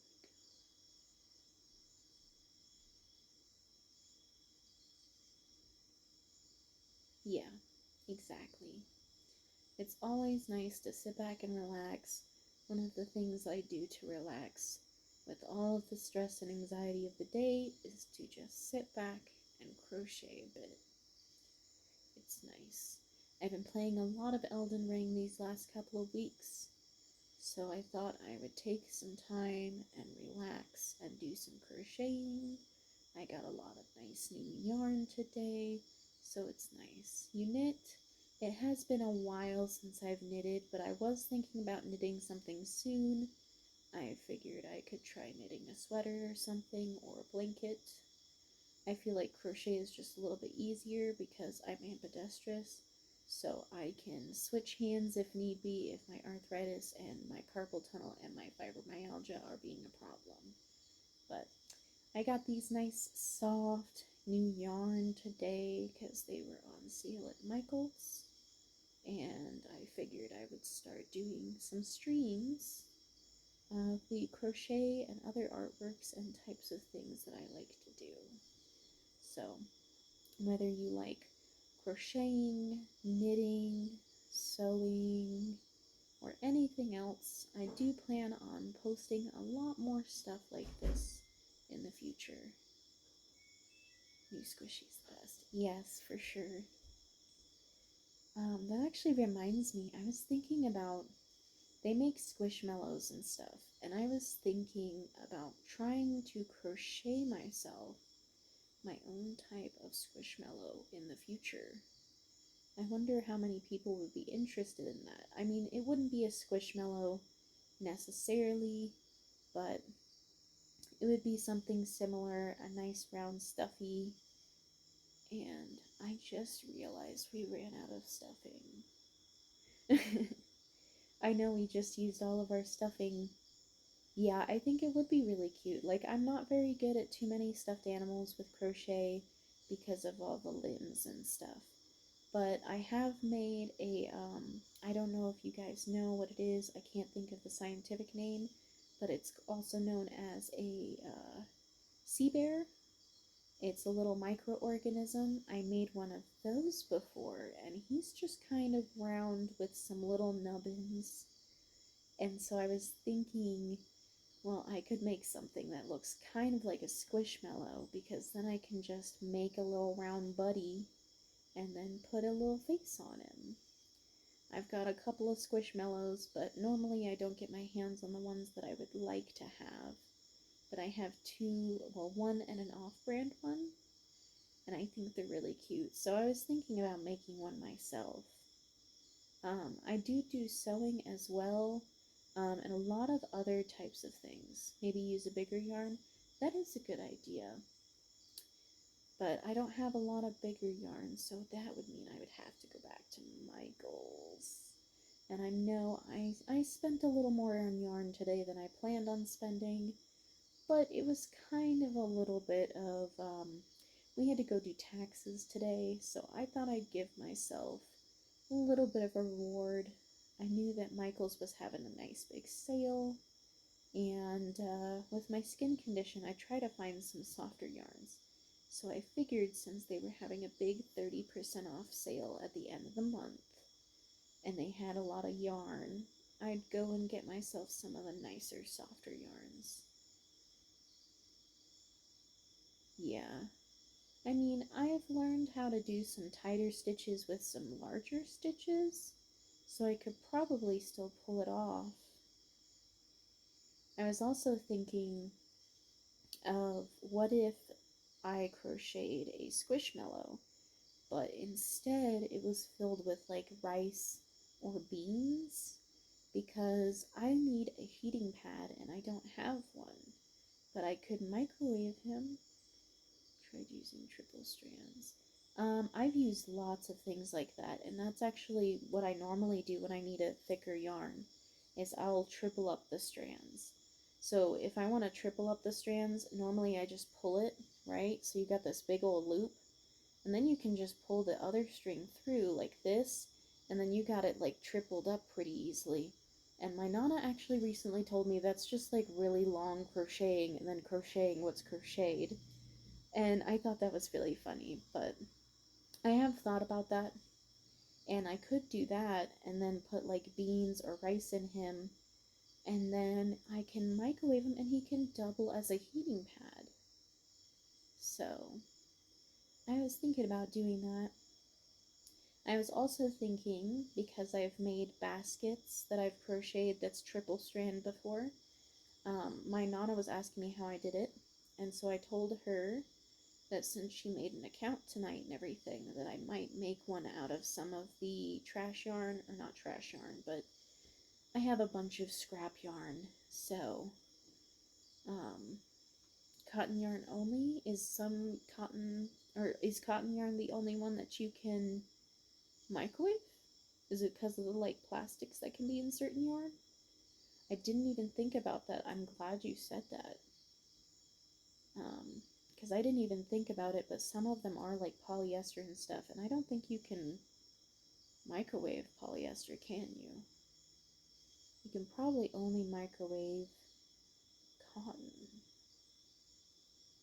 So that's a good point. I appreciate that. I mean, I can probably look up if a yarn itself is microwavable or not by like Google, but I didn't even think about that, so I'm glad you said that.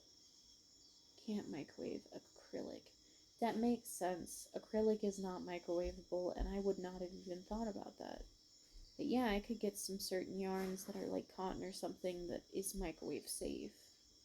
And I can make a little beanie baby pretty much that's like a squishmallow. Fill him with rice and beans, or beans. And then I can microwave him and he can be a little hot pad. Are you getting tired, my love? Yeah, it's almost midnight. Oh, it is almost midnight. Whenever you hit a good stopping point, though. Technically, I already did, but I wanted to finish these couple of rows before I did anything else. But I don't want to keep you up too late, because you get up at 5:30 every morning. 5:30, 6 o'clock-ish.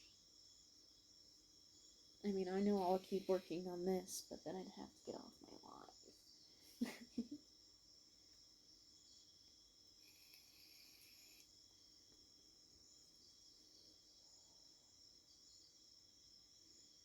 But I just did 4 chains. Okay, yeah.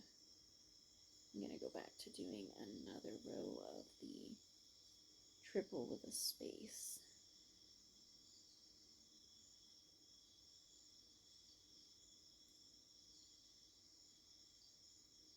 It's 12:50. You know what? It's funny because we were in Louisiana a couple months ago. We lived in Louisiana for a while before moving here to Colorado. So, we just moved here from Fort Polk, in fact.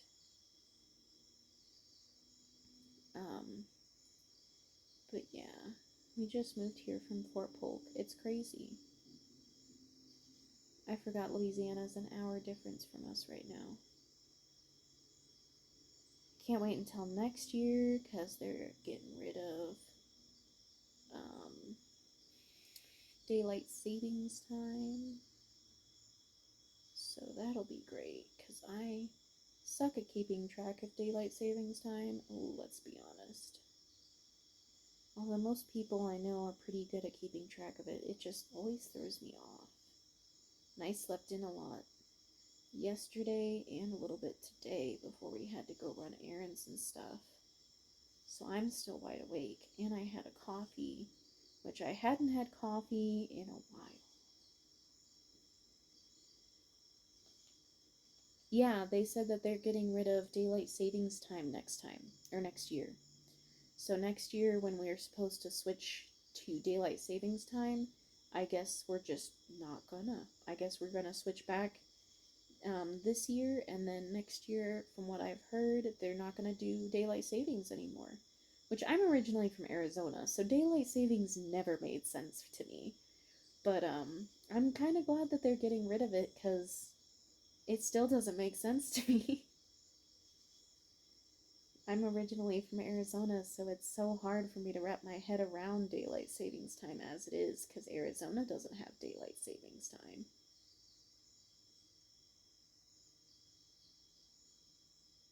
Yeah.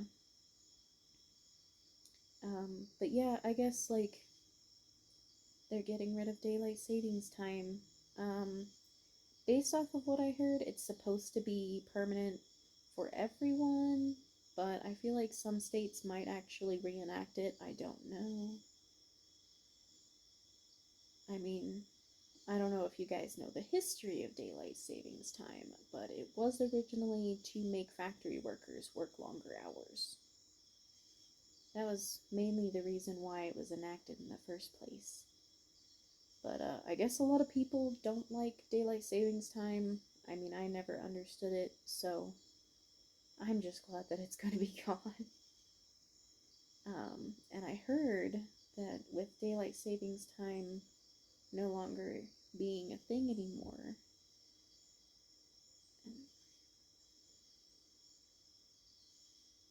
well, it's nice that he's able to or they're able to set their own schedule and stuff. I wish we could do that with the military. I work during the days most days because that's when my husband's awake and he doesn't sleep too well without me. So that's why he's waiting up while I'm staying up. But I figure since you're in here and everything, I might as well chat with you a bit and finish up these last couple of rows in this color that I plan on doing. So I guess he'll just have to wait, because he's too stubborn to go to bed without me. I don't know how you're going to survive 9 months deployed, honey, without me, somehow. your snuggle bug.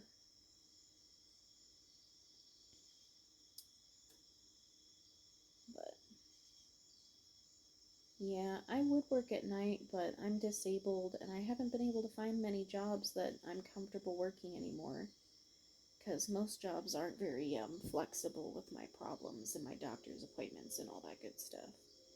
So, but I do love to do crochet and artwork and things like that. In fact, if you're interested in other kinds of art that I do, you can always look me up on TikTok if you have one.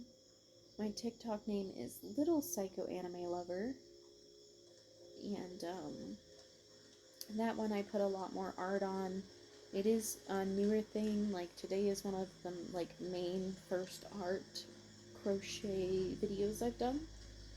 So I'm still trying to get the hang of it. I've done some streaming and everything on my PlayStation for Elden Ring and things like that. But I figured nowadays, I might as well do some of my crochet. Because I do all kinds of art and stuff like that, and my main source of income, which isn't very often, but sometimes I get lucky and I can make a sale or two. And so I guess I consider myself an artist and a homemaker. Mostly I just kind of do my art and hope that someone buys it, or I make them for family and friends. And otherwise, I figured I might as well post it on here and get some followers and things like that like my art and enjoy watching me work on it. Because I've had a lot of kids that I was a babysitter and a nanny for in the past. They said they actually really loved watching me crochet and do my art because it was comforting and relaxing. I've had friends of mine tell me that I'm definitely the granny friend. So it's definitely something that I do most days. I do some art, or I do some cooking, or I do some video gaming, or all three in a day, depending on what's going on and how well I feel that day. So, plus, like I mentioned, my husband's going to be gone for 9 months, so it'll be a little more comforting having less loneliness being on stream and sharing what I like to do. So, maybe I'll just be the young granny on Steam, play video games and do art and crochet and stuff. But yeah, I pretty much just do these kinds of things on a daily and make sure our budget's good and whatever. I do some adulting, but most times I'm normally up to some kind of crocheting or artwork and some video games in a day. And try to just sell some of my art over time. And once they made it so that you could be like craftsmen, things like that on Twitch, I thought, why not share? Why not, right? I mean, who doesn't enjoy just sitting back and chatting and sometimes watching someone crochet? I mean, I like to watch people crochet on YouTube, so I thought maybe someone else would enjoy it too. So, I do not know a lot of knitting patterns though. It's funny that you say you knit because like I've been thinking about getting back into knitting, but I don't know many knitting patterns and I've almost forgotten how to knit. Like I just barely think I remember how to. It would take a little while for my muscle memory to really kick in and for me to really get a hold of it again. But I don't know. I do have a lot of knitting needles that my grandmother gave me, so it would be nice to knit and put some use to the knitting needles she gave me. But I'm glad this person said something though, because I was thinking about making those heating pad squishmallow type things and crocheting them. And they mentioned that you cannot microwave acrylic. And I never even thought about that. Like, I know you can't microwave acrylic, but I hadn't thought about it at all. So I'm glad that they said something, so I'll have to keep my eye out for certain types of yarn. Or, you know what I just thought about? I could just get around that by making like a sleeve that a little package fits in. Like I could make a little bag with beans or the rice in it, maybe. And then that'll be made of just like regular fabric that I know is microwave safe.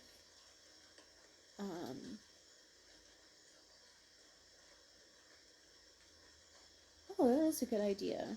I mean, I don't have Etsy anymore because it was getting expensive, and I thought it was unfair that people had to buy something superly overpriced just because how expensive Etsy is. But it would be really fun, like, if someone orders something from me to do it as a Twitch stream. So I guess the next time I get an order or something like that, I think that's a great idea of, making the order on the Twitch stream so that they can see it be made. I think that's a really good idea. I appreciate that. It's a very good idea. I've never even thought about that. Because, I mean, I'm sure everyone loves watching things be made. Like, I've got this here. I'm just crocheting it so that I have more items and stuff that I can post. I do plan we'll be making a little bit more money while he's deployed. So we talked about me making a website. So if I make a website and people start making custom orders or something like that from me, I could just be like, hey, do you want to watch it on a Twitch stream? I'd love to Twitch stream it. I mean, that's a really good idea. I mean, I've thought about doing that already with the Twitch, like Twitch streaming all the presents and stuff I'm going to be making for my family members.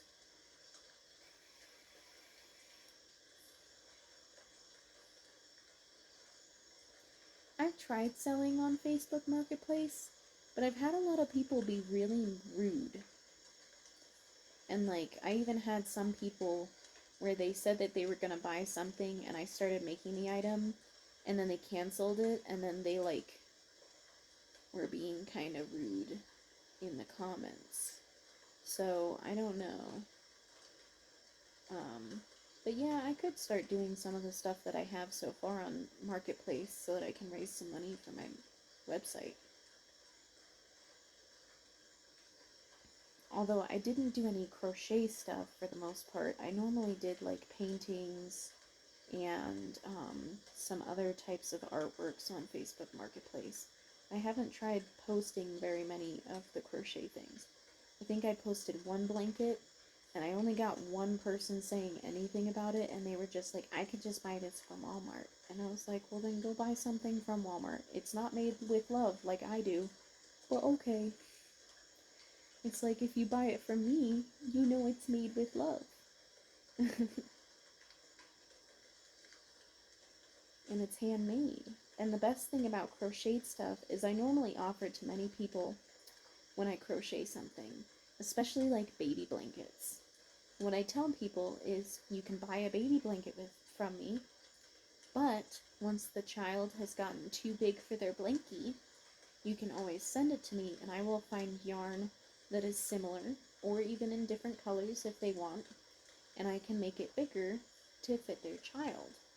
So it's kind of like you buy the baby blanket, but if you pay shipping and stuff like that and send it to me and you pay for the new materials, I'd love to make it larger so that they can continue using their baby blanket even into their older years.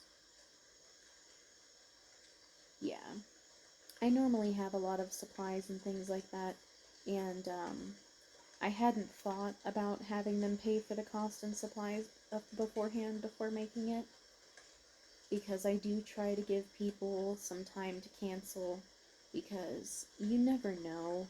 Like, I don't want someone to buy something from me and then them be like, oh no, I don't have enough for, like, bills or something. Like, I know that it's gotta be hard some days where you go and you buy something and then you're like, maybe I shouldn't get that. Maybe I should cancel the order because I need to use that money for something else. So, I just think that, like, originally I before wouldn't do that. Now, most times when I make someone something, I'm just like, okay, well, I need the money for materials first, and then once I've finished the item, then I get the rest of the price, which I don't really pay myself a lot anyways for the item. Most times I have people just pay me for the materials, and then I just have them pay me for the shipping and handling, and maybe like 10 or 20 bucks to me instead of just nothing. But I used to most times only charge people for how much it cost me to make it, because even though this is kind of my business, it's also just what I like to do. So I don't like making people pay a bunch up front and stuff like that for the item. And I ended up gifting the item to a friend of mine that really liked it since the person had canceled it and I was almost finished with it. I told them, that's fine if you canceled. I'm glad you let me know before I tried to get the money for the payment and everything. So I'll just gift it to my friend. And my friend loved it and she took it and she still has it. And I think she gave it to her sister because her sister had a child. And she said that the soft baby blankie that I had made came in handy for her daughter, but now that she's grown out of it, she gave it to her sister who is having a child. So my item still went to use and still went to someone who loved it and cherished it, and that's really all that matters to me. I mean, most times, the only reason why I need payment is because, yeah, making a little bit of money off of it is nice, but I'm more worried about just paying for the supplies so that I can buy more supplies to make new things out of it. So, but I bought a bunch of yarn recently, so I'm just making some items, and I figured I'd post them up and see if anyone wants them. If not, I guess it'll just sit with the rest of the items that I've made. Because I have like 2 or 3 bins of just finished items that I've made over the years that some people have shown some interest in, and it never went through, or I just made them when I was feeling like crocheting. And sometimes I end up gifting them to family or friends, and other times it just is kind of there.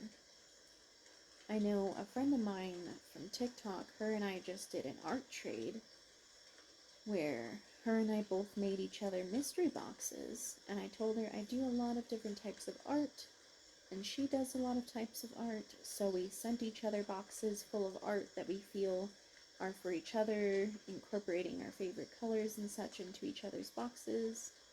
And I can't wait for her to get hers because I made her a small lap blanket and a shawl of her favorite colors, and she actually peeked and saw it on TikTok the other day, and she was flipping out at how much she loved her shawl. So I'm really excited for her to get it, and we're gonna share each other's boxes and stuff that we got from each other on TikTok to help each other out. Because she does some different stuff. I know she's also sending me some crystals and some plant babies. So now I'll have some more plants here in my house. Because I like to garden and have plants. So that's nice too. I did do pretty well when I was doing some small donations at one point too. I have known a couple of places back before my husband and I were together. I crocheted every so often at my high school, and we had a place near the high school that would take donations at a women's shelter. And I used to crochet them a lot of stuff. I made them hats and scarves and blankets and shawls. I was also thinking about making myself a weighted blanket sometime soon, because I love weighted blankets and I've always wanted one for myself. So I thought I might as well try making myself one. I've got a bunch of fabric and things.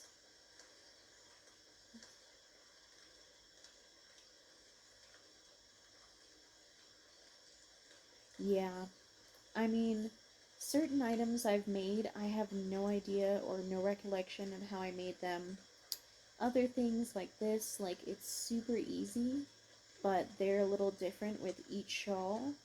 So even if I make a shawl, they're not going to look exactly the same as another shawl. So I always tell people I make shawls, but there's no specifics on how I make them. And that's actually worked pretty well. I've never had anyone really get upset with a shawl that I've made. Like, even though they're all different, none of them are the same, even ones that are the same color as another, I love putting so much different stuff into the pattern. Yeah, patterns are annoying. I like building off my own. This one is actually, it was originally a YouTube video that I watched. I watched enough to start it, like up until like the third or fourth row, and then I just started doing my own thing and figured it out from there because I got so bored with it. Because the YouTube like video, I just got so bored with. That's like also I made a star blanket. I make star blankets a lot. I really love making them, and I learned how to make the center of the blanket, and then I kind of started going with my own pattern for the rest of the way. And then later on, I realized, oh, I could do this and it would be easier. So then I started doing that version. So now it's totally different than the original video that I saw, and I just kind of built off of it. But my Nana told me, she said that obviously I get my creativeness and my inability to do that kind of stuff from her, because she can follow patterns. But I taught myself how to crochet and to knit originally, and it was by following a friend of mine that I was a nanny for. I would watch her kids and stuff like that, and she would sometimes crochet, and I would stay for dinner or whatever. Even though I was watching after the kids and stuff, they were normally really well behaved, and they'd just sit and play video games or watch TV with me. And one time she was there, she just wasn't feeling very well, so she stayed home from work. And she was crocheting, and I watched her, and I asked her, do you mind if I try doing the same? And she was like, do you want me to teach you? And I was like, I'll just watch you and figure it out. And then eventually I started crocheting all the time and making up my own patterns. And like people ask me what my patterns are, and it's just like, that's really hard to explain because I don't know the crochet lingo very well. I do my best to explain what I'm doing. Slippers are a loom knit Christmas stocking pattern, that is. 9 stranded with bulky cheap acrylic. That's not too bad. It sounds nice, actually. I have to keep up with like really soft crochet, so I normally can't go with very cheapy yarn anymore. I have really bad skin condition, so if it's in any way a little bit itchy or anything like that, then I have a lot of issues with crocheting with it nowadays. Now, there are some yarn that I can still crochet with that aren't the expensive, nice, fluffy yarn, or like the nicer, expensive, soft yarn. But I normally have to be very careful about it because I can't crochet for very long without my hands breaking out and in hives.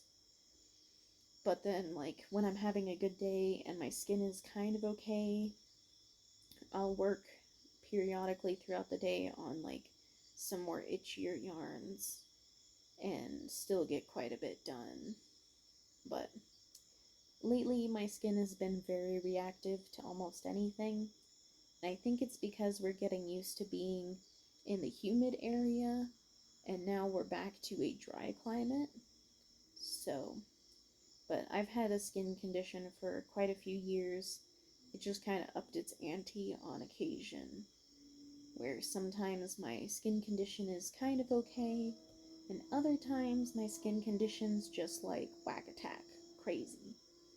Um, but yeah, I try to do much with what I've got, and like I've had a lot of friends or something where they'll give me a couple of like things of yarn as a present, or they end up buying some yarn, tried to crochet, and then didn't like crocheting, so they'll give me the couple of like skeins of yarn they have.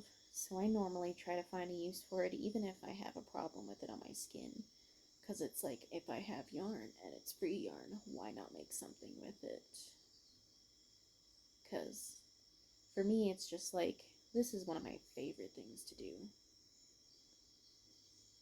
Like shells of plastic yarn to go over socks. And I completely understand about skin conditions for those who might try loom knitting. I have thought about trying to get a loom, and there was a loom, I think it was called an S loom, that makes nice big blankets. I wanted to try and get one of those and make stuff like that, but I have not found one anywhere. You know, I should have looked at Michael's when we were there today. Because I feel like if anywhere's gonna have a S loom, it's probably gonna be the place like that. I didn't even think about it. I just wanted yarn. But I have wanted to try loom knitting because I've heard it's better, and I also heard that it hurts your hands a little bit less, especially with the ones that I've seen that have like the little cranks on them. I just haven't found ones that I've liked or ones that I felt like I would use.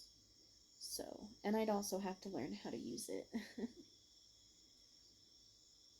Because I've never used a loom before. But it is something I have thought about, I just haven't found.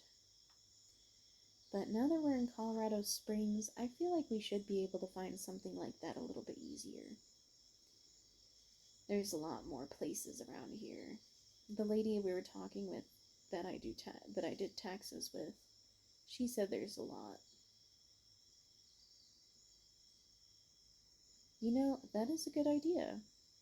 Hollowing out a pen and then putting the yarn through it so then I don't have to touch it as much. That is a very good idea.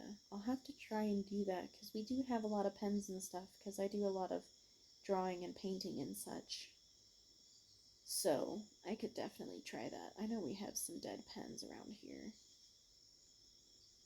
So I could try that and see if that works. Because then I can just hold that between my fingers instead of the yarn. Although I'd have to get used to using it that way. But that is a good idea. I'll have to try that with some of the scrap yarns that I have when I go to make baskets with them. Because I feel like that could be a very good answer to my problems with at least scratchier yarns.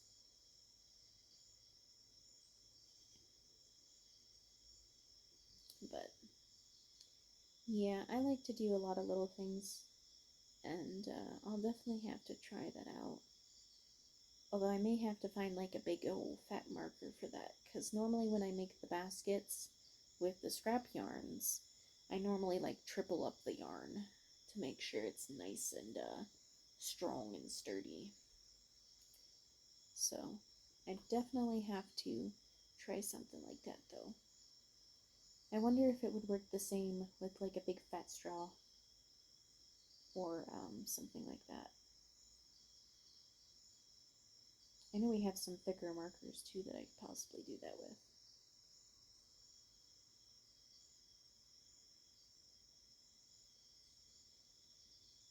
Man, I didn't think I was going to get it this wide with just this much yarn, but I'm almost ready to switch colors again, and I'm only halfway through the skein. Bonus. Nice soft fluffy yarn, and it's going pretty far. If you want to look, knit crochet crowd on YouTube. He has good patterns. I think I have seen one or two of his patterns. I also know one that's called Fiber Spider, where they have some really cool knitted patterns, and I've thought about following one of theirs because it's this really pretty shawl that has skulls on it. But I feel like I'd get really bored really quick with trying to do that, and I'd also probably forget how to do the pattern, so I'd probably mess it up. I have done some really pretty shell blankets and a lot of really pretty ones that have scales on them, like a dragon. I know I made some scale dragon blankets for one of the kids that I was a nanny for, and he loved it. He was like, my blanket makes me look like a dragon, and I was just like, well, I'm glad you like it. And he thought it was just the coolest, and that was like one of my favorite things that I've made for someone, just because of how excited he got from it. So it meant a lot because he got so excited for me making it for him.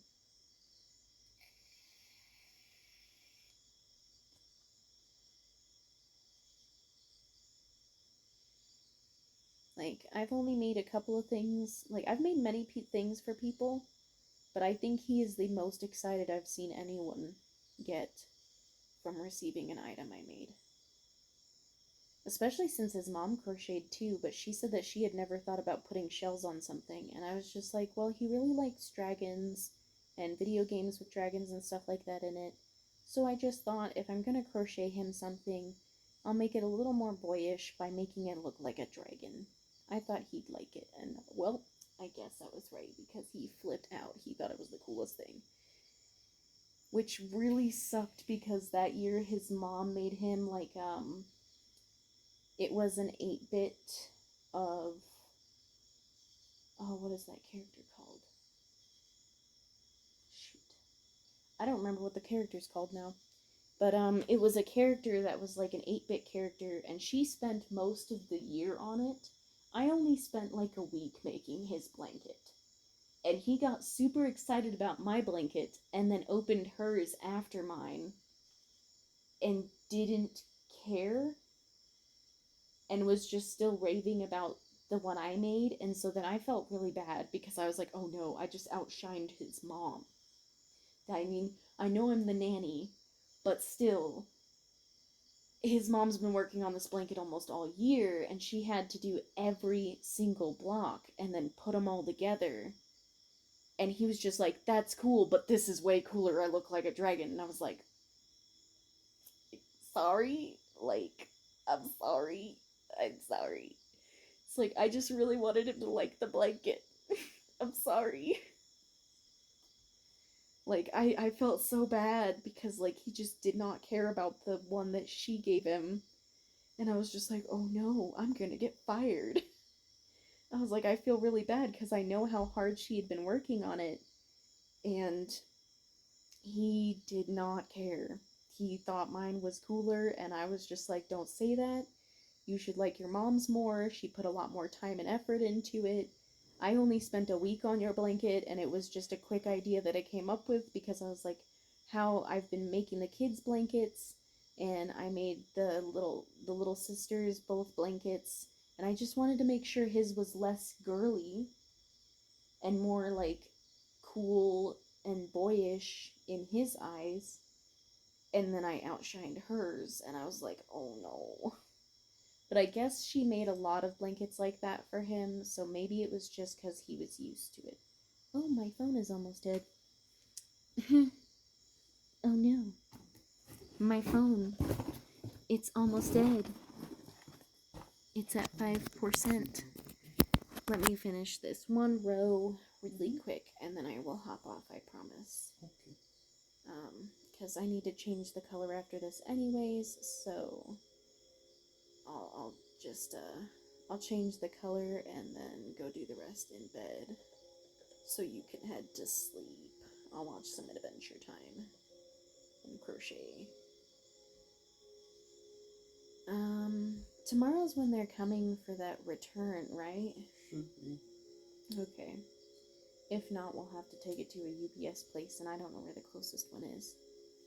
But yeah, I felt so bad because it was like, you're not, even if you're the nanny, like, you're not supposed to outshine the mom's present. Like, that just seems rude at that point. And I just felt so bad. But, I guess she made him a lot of blankets like that, so maybe he was just used to blankets like that, and then I was just had a good idea that stuck, I guess. I know he really liked the creeper blanket that I made one year for him, too. It was creeper themed, and it was a creeper in the middle of the blanket, and then,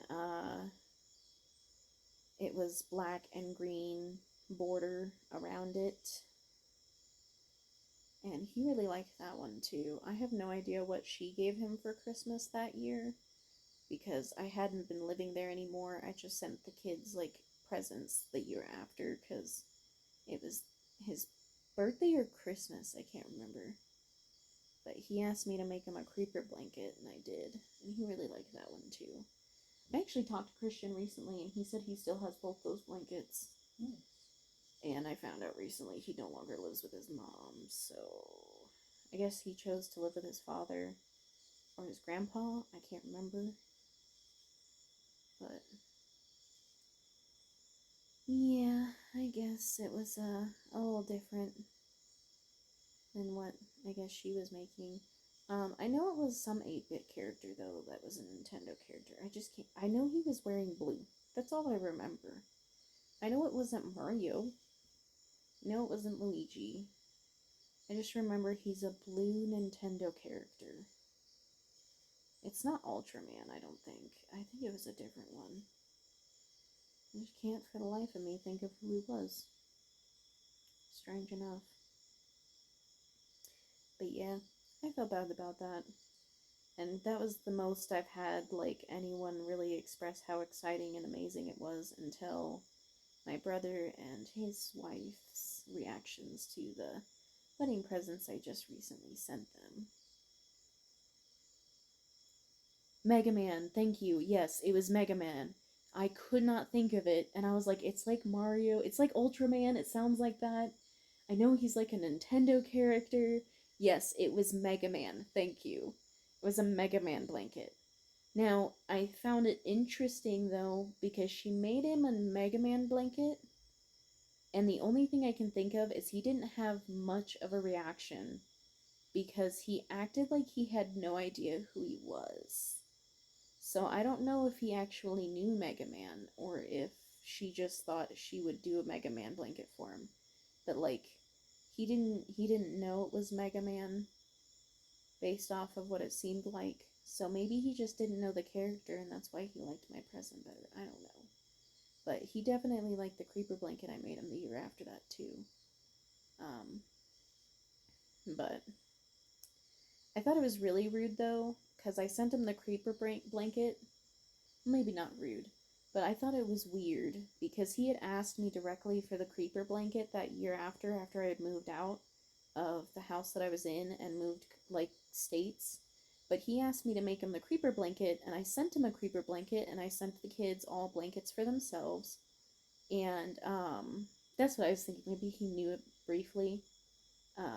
But the kids all got their own blankets that year. And then his mom told me to never make them presents again. and moved, so I couldn't send them things anymore. And I was just like, well, okay then. Like, her and I were like best friends when I was their nanny, so I thought it was really weird. And the kids had asked me to make those presents for them. So I was just like, I don't know if rude is the word, but I just thought it was kind of weird because she had just told me, don't send them things anymore. And I was just like, well, they asked me for presents, so I sent them gifts. Because I had the time to crochet something for them. And she just got all kinds of up in my face. And it's like the year before that, she sent me the pictures of the kids and their stuff and everything that they were doing. And she sent me pictures of like the family and everything and kept in touch with me really closely for a while. And then she just kind of yelled at me and told me not to send them gifts anymore. So I didn't. I don't know if it was jealousy or if it was because maybe I know he did move out of his mom's house, so maybe like she was having to take it to him, and I thought maybe that's why, and it was just causing discomfort. But it was interesting. So I didn't get to send them anymore.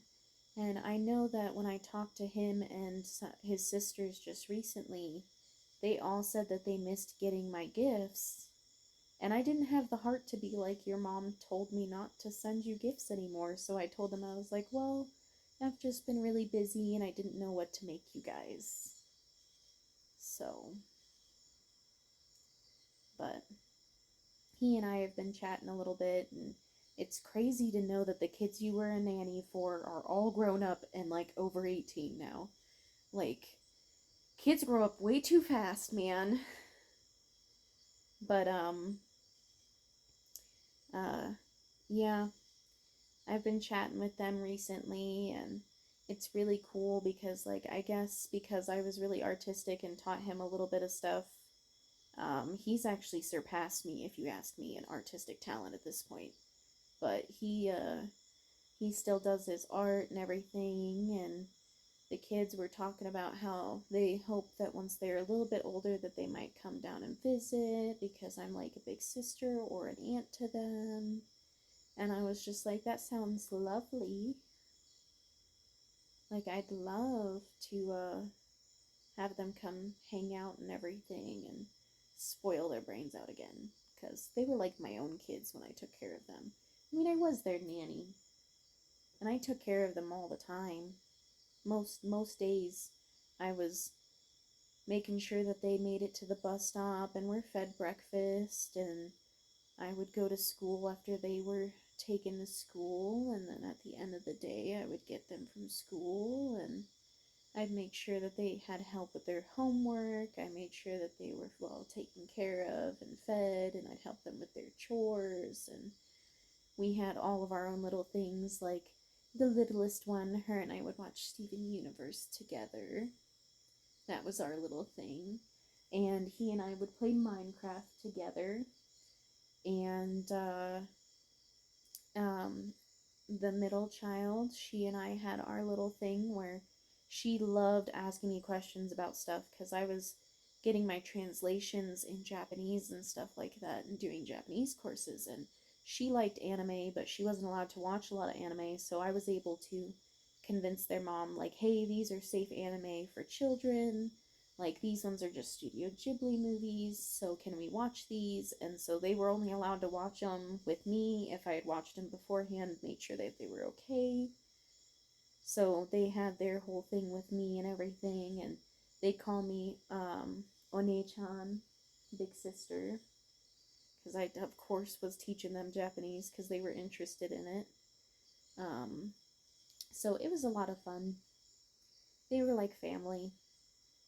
I loved those kids like they were my own. And since I can't have kids, like, it's nice to have kids that love me like a second mom or an aunt. It's like, I can't wait until my siblings all have kids and I can be an auntie. I know my brother has some kids and everything, but we're not too close. But I hope to become closer so I can be auntie and be a little more fun. because I want to be a fun aunt that spoils the heck out of them. I want to be that cool aunt that they're like, yeah, she's coming for Christmas. It's like she may only sit around and crochet and stuff, but we'll watch anime and play video games together too.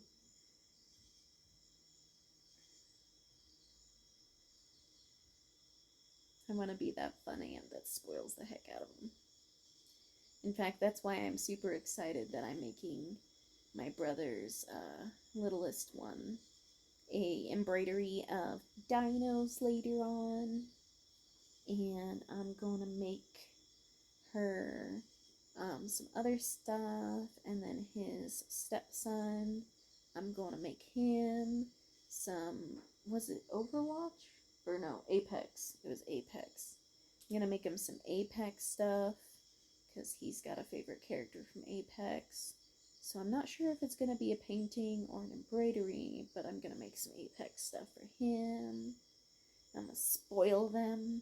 They're gonna get a big old box, and then I'm gonna put wrapped boxes inside the box for each one of them, so they have to unwrap and unwrap boxes of stuff for themselves.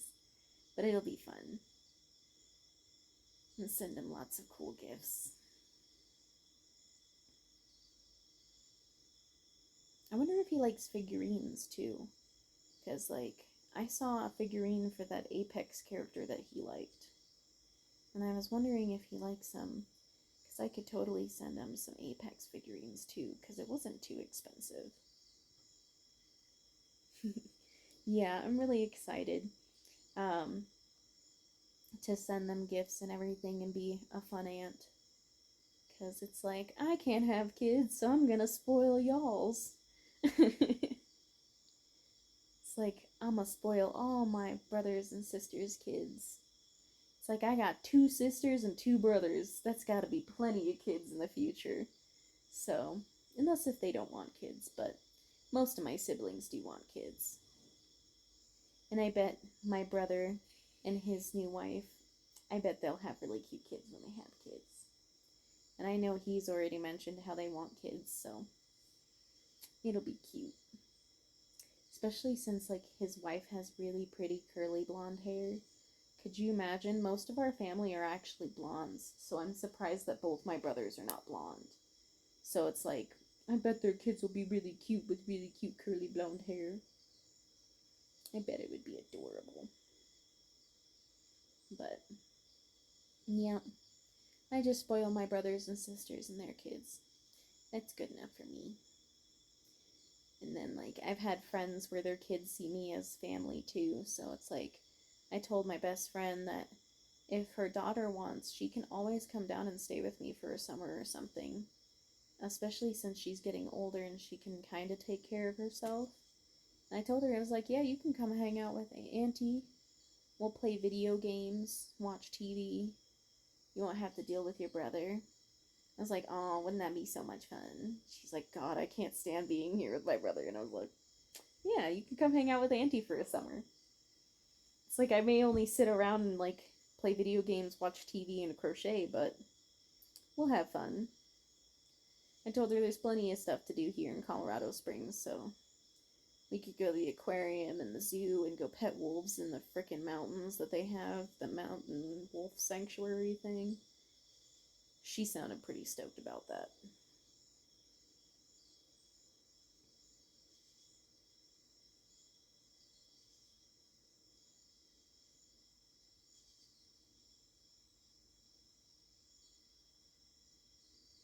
But, yeah. I guess Christian's, he's finally finishing up, like, high school, I think he said. Or maybe he's in college now, I can't remember now. I just know he's still in school currently. So, but he said that he'd love to come visit some summer or something. And he asked me if he came down, if he'd be able to get a summer job on base. And I was like, yeah, I'm sure there's a place you could totally do a, like, summer job at here. There's so many places around here. Sounds like a kid's dream vacation. Yeah, see? It's like, I'm only 25. I'm still kind of... I still know kind of what kids like to do. And also, I'm not one of those, like, super strict adults, and I've never had a kid misbehave for me. I have watched a lot of kids, and sometimes they do some weird stuff, I won't lie. But I've never had a kid directly misbehave for me. So it's like, I really don't mind. I'm not super strict. I'm not mean about it. And, like, I treat them like people, like they're supposed to be treated. So it's like, I guess they just really like and enjoy having my company. Like, I know my friend's daughter, she said that she'd love to come hang out with me because it's like hanging out. She's like, you're really fun, like a kid or a teenager still. And I was just like, that's because, like, even though I'm a grown up, I'm still kind of not so grown up. My phone just died. Oh, did your phone die? Yeah. I'm sorry. It's like, I guess I'm labeled as a fun grown up. And I can live with that.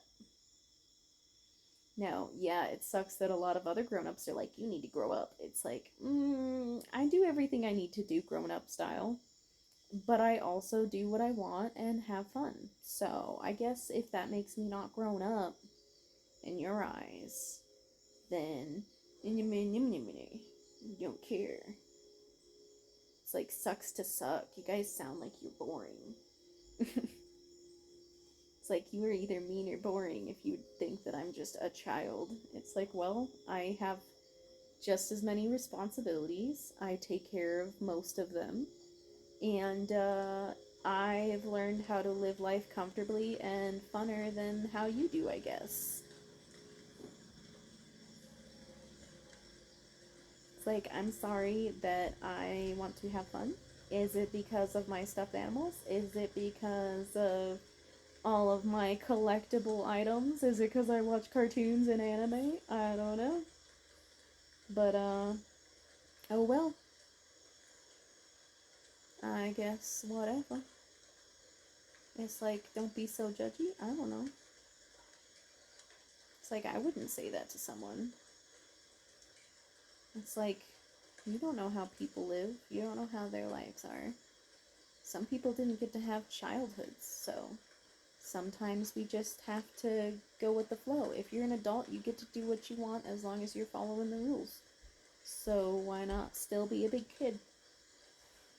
It's like, are we not adults because I buy you Legos, honey? Legos are great. Legos are great, exactly. It's like, oh, I'm sorry I'm not an adult. My husband and I like to build Legos and hang them from the ceiling. I'm sorry. Do you have a problem with that? You're so mean. It's so funny, though, because, like, people just whine about it. And you're just like, okay, well, I still pay my taxes. I still pay my bills. We still get stuff done. It's like, I spend most of my time freaking dealing with chronic pain and going to doctor's appointments. I can't have some fun sometimes. It's like, if you're disabled, I think that means you need to follow your stuff for your disability and just enjoy life while you have it. Right?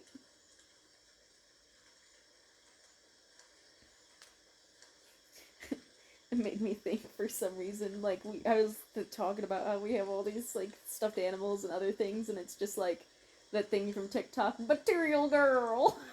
I'm a material girl. It's like, I'm sorry your kids want to hang out with me because we have a bunch of freaking video games and like to watch cartoons.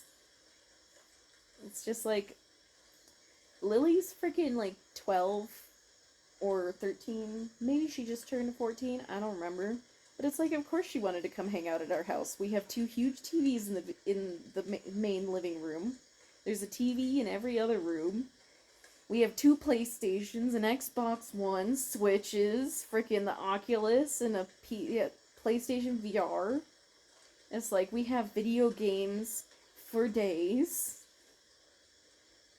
We still have lots of toys to play with. I mean, you don't play with your Gundams because those aren't really toys, but they think they're hecka cool. And, like, we have a bunch of stuffed animals and stuff, but what's wrong with all of that? Nothing. I see nothing wrong with that. Material girl.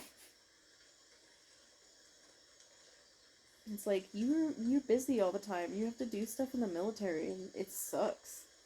So it's like, what's wrong with coming home and kind of being a big kid instead? It's like, that reminds me, I don't remember who it was. Maybe it was, Lonnie's husband. But I think it might have been him. I can't remember.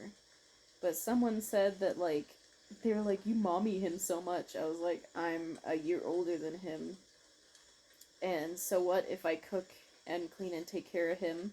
He also takes care of me. So, that's what a spouse does. Yeah, exactly. Nothing wrong with that. It's like, that's what a spouse does. I take care of you, you take care of me.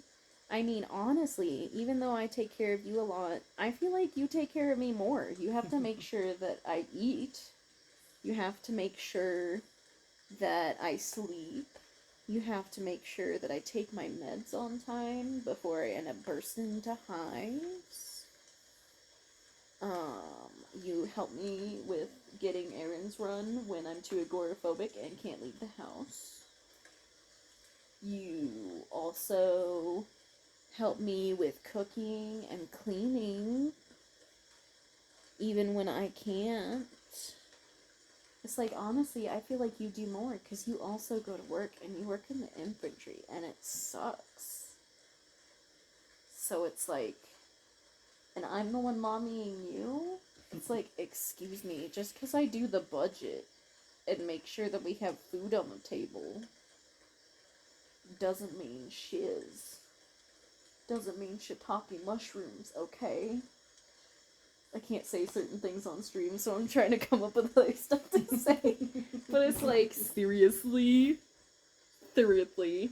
Well, this is how far we've gotten on the shawl. So I think I'll just put a little more blue on it, and then it'll be even closer to being done. It's so soft. Oh, so nice to have yarn I can rub on my face and not be all covered in hives afterwards. It's so soft. Feel it on your face. Ooh. Yeah. Ooh. Your face. Hold up. Stream needs to see this. The most satisfied face. Just. I'm sleepy. Very you soft. very sleepy. Is it soft and sleepy? Just rub it on your face. But just because I can math. Yeah, and I can't even math as well as he can. He's the one. It's like, I can do basic math and budgeting and make sure we get the taxes done. But if I have to do multiplication, it's all off the table. It's like, I used to be a straight A student, which is funny because you were failing in high school, and I was the straight A student. But now it's just like, Dad, take care of me. I can't get out of bed. Please help. Help me, Father.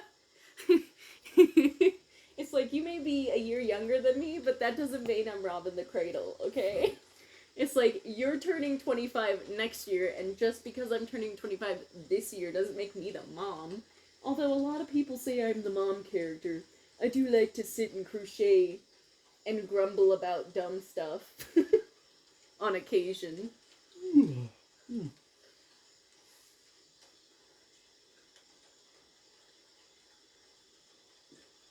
And also, I babied you a lot more when we first got together. When we were in our early 20s. Yeah. Now you have to take care of me because I'm broke. It's like, I'm disabled and broken. Please help. I can't get out of bed. I'm not allowed to shower alone. Because I could pass out and die. Me grumbling about my quarrels with life. It's like, help me, Father. I can't get out of bed. Please get me the bagel with cream cheese. I need bagel, please. I don't know how I'm gonna eat in the mornings without you. You're gonna be gone for 9 months and I'm gonna be crawling from the bedroom out of bed. trying to make myself a bagel because I can't move right because I haven't taken my meds or eaten yet. I'm gonna just be like, oh no. I'm gonna have to find something that I can keep near the bed or something. Ow! I don't know what I just did, but I think I just, like, effed up my freaking toenail. That didn't feel good. I gotta trim that. It's like, I rubbed my toenail against my foot, and then all of a sudden it stabbed me in the foot, and then the toenail went, ah! And I was like, oh no, I just made a hangnail.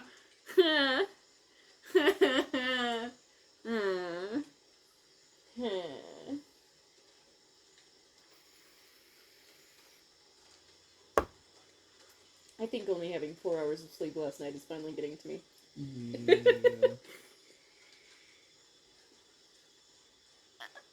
A mini fridge with a toaster on top as a nightstand. Yeah, see, I was just telling him, I was like, you know, I have to be very specific with my autism, like, what I eat. So the only things I'll eat for breakfast are, like, pancakes, Eggo waffles from the toaster. That's a good idea. I haven't had those in a while. Yeah. Or, like, bagel and cream cheese. Those are the only 3 things I will normally eat for breakfast. And if I do not eat and take my meds immediately as I wake up, I cannot get out of bed.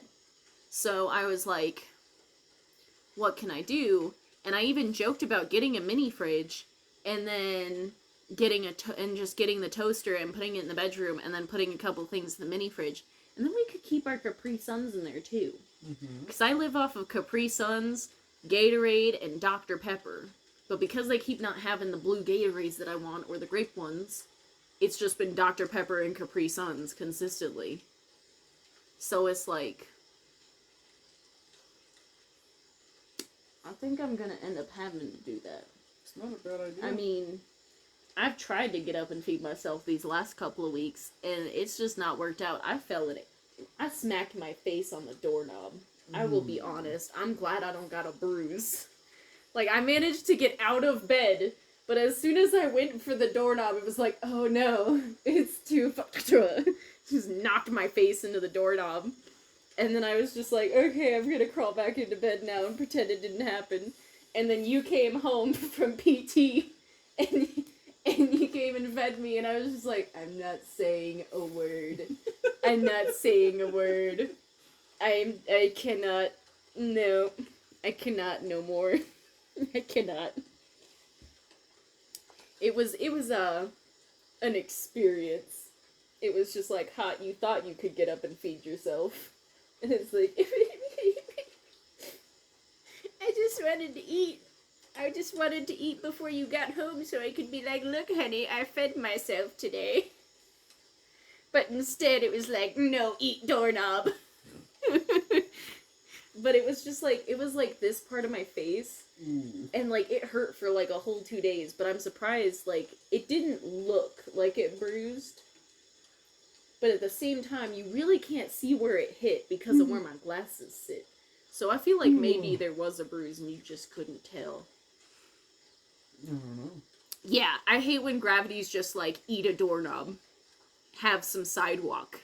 Give the floor a hug or two. Like, you're just like, well, thanks, universe. Why don't you just slap me some more?